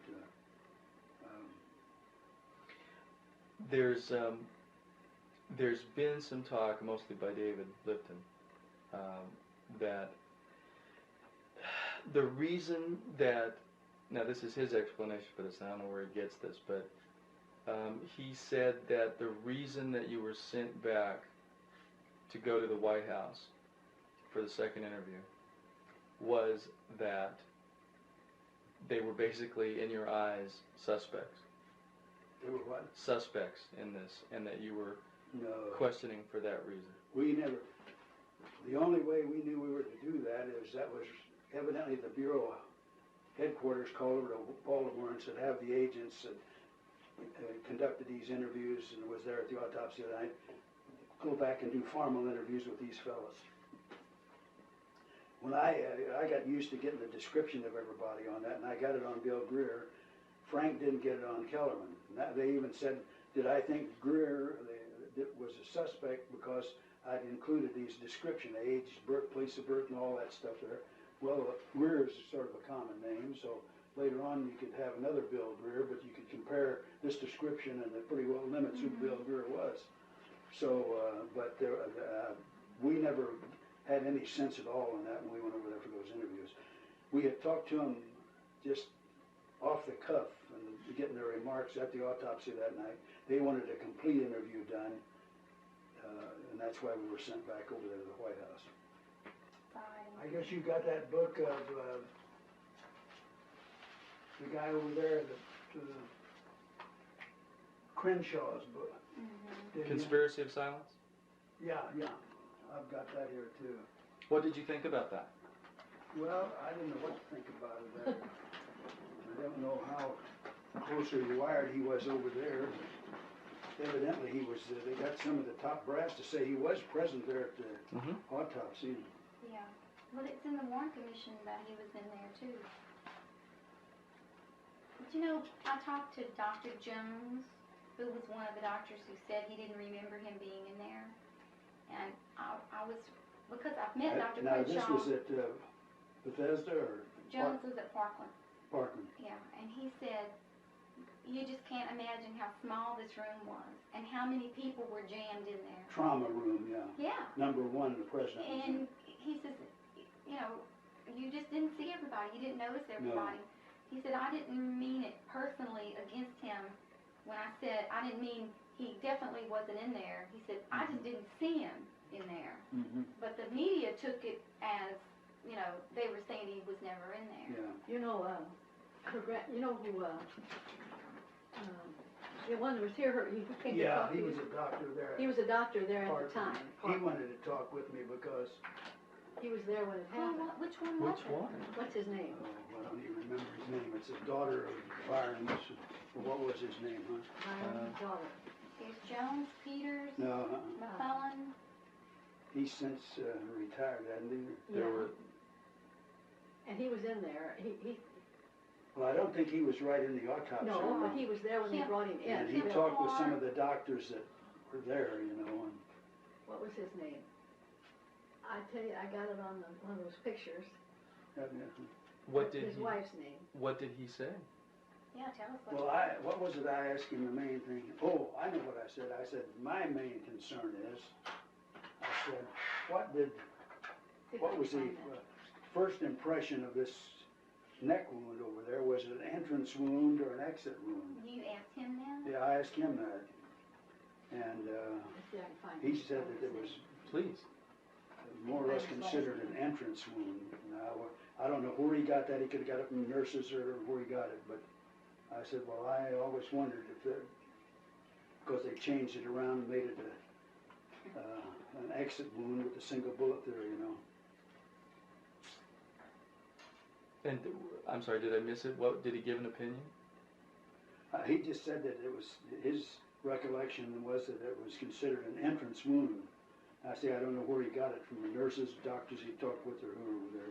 Well, remember in Assassination Science, the book that we talked about and I sent you, that in the press conference that was given some hours after the event, they said entrance. he said it a couple of times, and Yeah. now Dr. Perry's going around saying, well, yeah, but I qualified it with this next statement, and they never played that. But After the arm twisting. Well, that's what he told, who was the guy, not Kellerman, but, my mind is going blank. He says it was a simple matter of a gunshot right through the head, and he goes like Kilduff. Malcolm Kilduff. Kilduff. He says he's shot He right was here in the- the temple, and it came out the back. And then there's this entrance wound in the throat, and then the next day everything's different. I think even in the book that I sent you, it has Matt Kilduff going, it's a simple matter, and they have him frozen right there pointing to the temple. Yeah, but that's what he was told at Farmland, is that it went in the temple and came out the back, and then boom. But something was brought out in this History Channel that if they did fire from that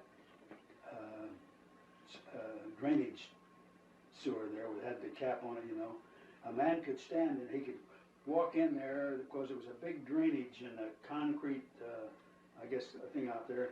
He could have got in there and stood up and fired. Now, if a guy is firing from that, and you're sitting up in that presidential limousine, and you hit him here, and the bullet's coming up instead of coming down 45 from the depository building, I can see where if that was a bullet that blew the top out of back here, but you know, that's just another. Well, Deborah and I were talking about that, and the thing is, earlier you saw the Zapruder film, he seems to be, as he's going behind the sign and he's doing this, you can't quite tell, but it seems to be his arms dropping. And when he comes out from behind the sign, he's grabbing at his throat. So he's already been hit in the throat. And then... Or the back. Or the back. And the headshot comes and... Think about it. If somebody pounds you on the back, you might do this. Well, that's possible. That's possible. I know we could stay up all night talking about The thing that drives me crazy about this is that nothing is cut and dried in it. No. They're all... If that sign had not been there that day, we would maybe know exactly what happened. But because he had to They go even behind... repaved that street a lot there and repaired that curb and all of it. Oh, I wish you'd go to Dallas. You could go up on the overpass, and there's a place to the left there where there's a drain. There was a drain, and it's still open. But there's also, am I running this? There was a drain over on the other side that they have since paved over. Right. I mean, and they See paved if I got over. it in here. Yeah. Now that name, and I'll get it. Well, you should come. You should come to Dallas. I'd be happy to The big take you D, around. huh? Yeah. You both are I welcome don't know, to we're come. getting up the age now where I'll tell you what, if you want to come to Dallas, I'll make it possible, and it'll just be nice and smooth and easy. And you won't have to worry about a thing. I'd love to have you come. I would be the hit of the century. if Well, I know it would do a lot. I mean, sitting here with you and being able to ask follow-up questions and to get clarification, it's wonderful. Yeah. It's the Well, as best I say, thing. I'm limited because a lot of people think you should know both the Dallas and the Bethesda ends, you know. No. And we didn't know anything Yeah, that you night just about what was going on. Talk about what you know. That's the most important thing. Is Yeah. when a witness starts conjecturing, it's interesting. I've but always thought you know, we had no jurisdiction there. What would have happened if O'Neill and I would have just have gone there and not made any notes or anything? Because I'm confident that that's, have you ever seen any other list of people at that autopsy other than what was in our FD3? You are the absolute reason. I think that's the only, I don't think Secret Service had a listing. I think they got it from us. The only reason that we know all of that stuff took place and those people were there, and who exactly were there, because you took notes. Yeah. If it hadn't been Well, for I that. told O'Neill, I said, we want to get, and we may have missed a couple, because they could have darted in there and out again, just left a Yeah. message or something. You'll see, I think there's a few more names that they found. It may Yeah. not be, wait, that's not it. It's in that report that I gave you. Mhm. They found a few more names, but no one substantial. Yeah. You know, you've got the Yeah. bases Yeah. covered. Even the funeral home guys from Gawler Funeral Home that were there. This brings up a question for me. When you decided to take the names in the morgue, did you pass around paper, or did you go around personally and We ask went each around, person? or if another guy was busy, I mean, you might ask him if this guy got away and you didn't want him to, you know, because they were moving around in there, who he was, and another Navy guy that knew who he was. But most of it was eye-to-eye contact. So you were right there and Yeah. said, "What's now, your name?" we missed on some spelling because you didn't take time. I misspelt Admiral Burley. I had it. Get how I think it was Berkeley spelled Burke. different. Yeah. It was still Berkeley, but you just Yeah, it was Yeah. spelled. spelled it with a different letter or You something. spelled it Burley, like Burley? Yeah, Leigh. Yeah, but he was the only admiral there, and he was the president's personal physician. But you know, you were pressed for time too. You didn't want to miss anything going on and get all this information too. How do you think these higher-ranking officials were acting? Did they seem kind of nonchalant and cool, or did they seem like this is a great tragedy and? Well, I think there was an air of tragedy and just permeated the whole room, you know. And as I say, the thing that got me the most was that drive down Suitland Parkway with all these people down there with handkerchiefs crying. That was something that I'll never forget. That stood out just as much almost as looking at that hole in Kennedy's head. It really did. I mean, the impact it had. You think of the sorrowing and the people, how they turned out there, and there wasn't the handkerchiefs. Those white handkerchiefs were just everywhere. And just about this time of the evening, you know, when it was just starting to get dark, but you could make out people's profiles and stuff. And every one of those overpasses, they were down on those terrain there. How did you maintain your composure through all that? I can remember the sadness of my own family, as young as I was. That's the one I'm looking for. Did you find it, Tom? No. Oh, we'll find it sometime. If we do, I can always give it to you. I just wonder. I know you were a professional agent and you had to be in a certain way, but on a human perspective, how did this? I mean, how did you maintain through all of that? Well, you learn to do it. You learn to be in a lot of tough situations. I mean, and Well, I usually end every interview I've ever done with this question, and that is, do you have anything for the historical record that you would like to say about this case? the Kennedy case, you know. Yes.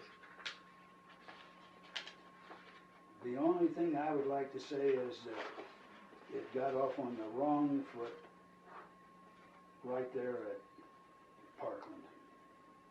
When they didn't let things take the normal course, didn't follow the Texas state law, having the autopsy done there, where you would have had nurses, doctors, everything there. You'd have had the clothing there. You would have had this Rose who had done the autopsy on Ruby. He did it on Oswald. He did it on Tippett. And he would have done it on the president, who was a known gunshot pathologist. He had handled a lot of autopsies involving gunshots, wounds.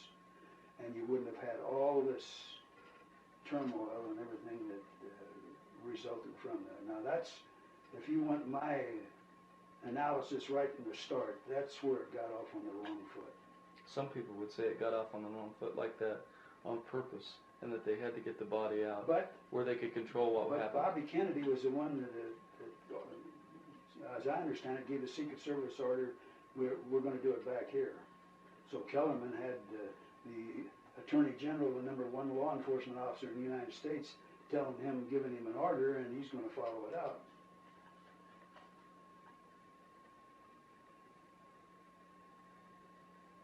Well, I thank you for your time, Mr. Seibert.